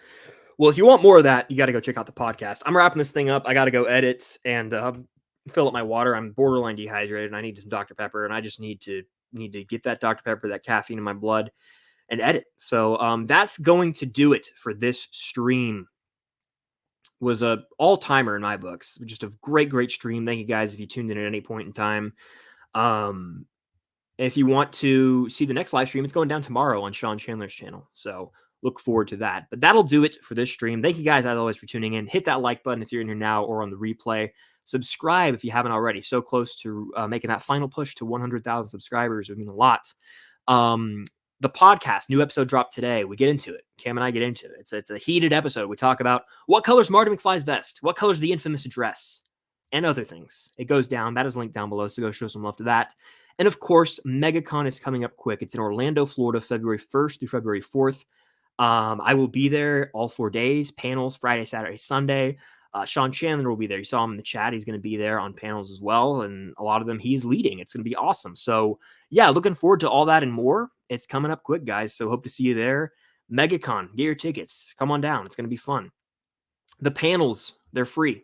You just have to get into MEGACON, and then the panels are free to go to. So hope to see a lot of you guys there. Stranger Things panel, comic book movie talk, all this stuff. It's going to be awesome. But that is pretty much, let me actually do this real quick while I have you guys here before we get out of here. People have been asking for things. So look, this is the first panel right here that I'm on. How to grow a nerdy channel. You guys can screenshot this. This is Friday, February 2nd at 10 a.m. On Saturday, I'm on this one. Has the comic book movie bubble burst. You guys can see that right there. And then this is the Stranger Things one right here. There you go. So pause and screenshot that if you want some more information on it. They're also on my Instagram community tabs and all that jazz. But we just did 2 hours and 35 minutes, folks. We almost, I think that's longer than The Dark Knight. So if you were here the whole time, shout out you. You're a real one. If you're here on the replay, I appreciate it as well. If you send a super chat, Cinnamon Sugar, you're a legend. Anyone else who sent a super chat, also a legend. But that'll do it for this stream. Shout out everybody who stopped by. And I will see you guys in a video within the next 2 hours going up on the channel, talking Karen Wheeler, Stranger Things Season 5, Episode 2 details. It's going down, folks. So that'll do it. Thank you guys, as always, for another electric stream. And until next time, see you guys later.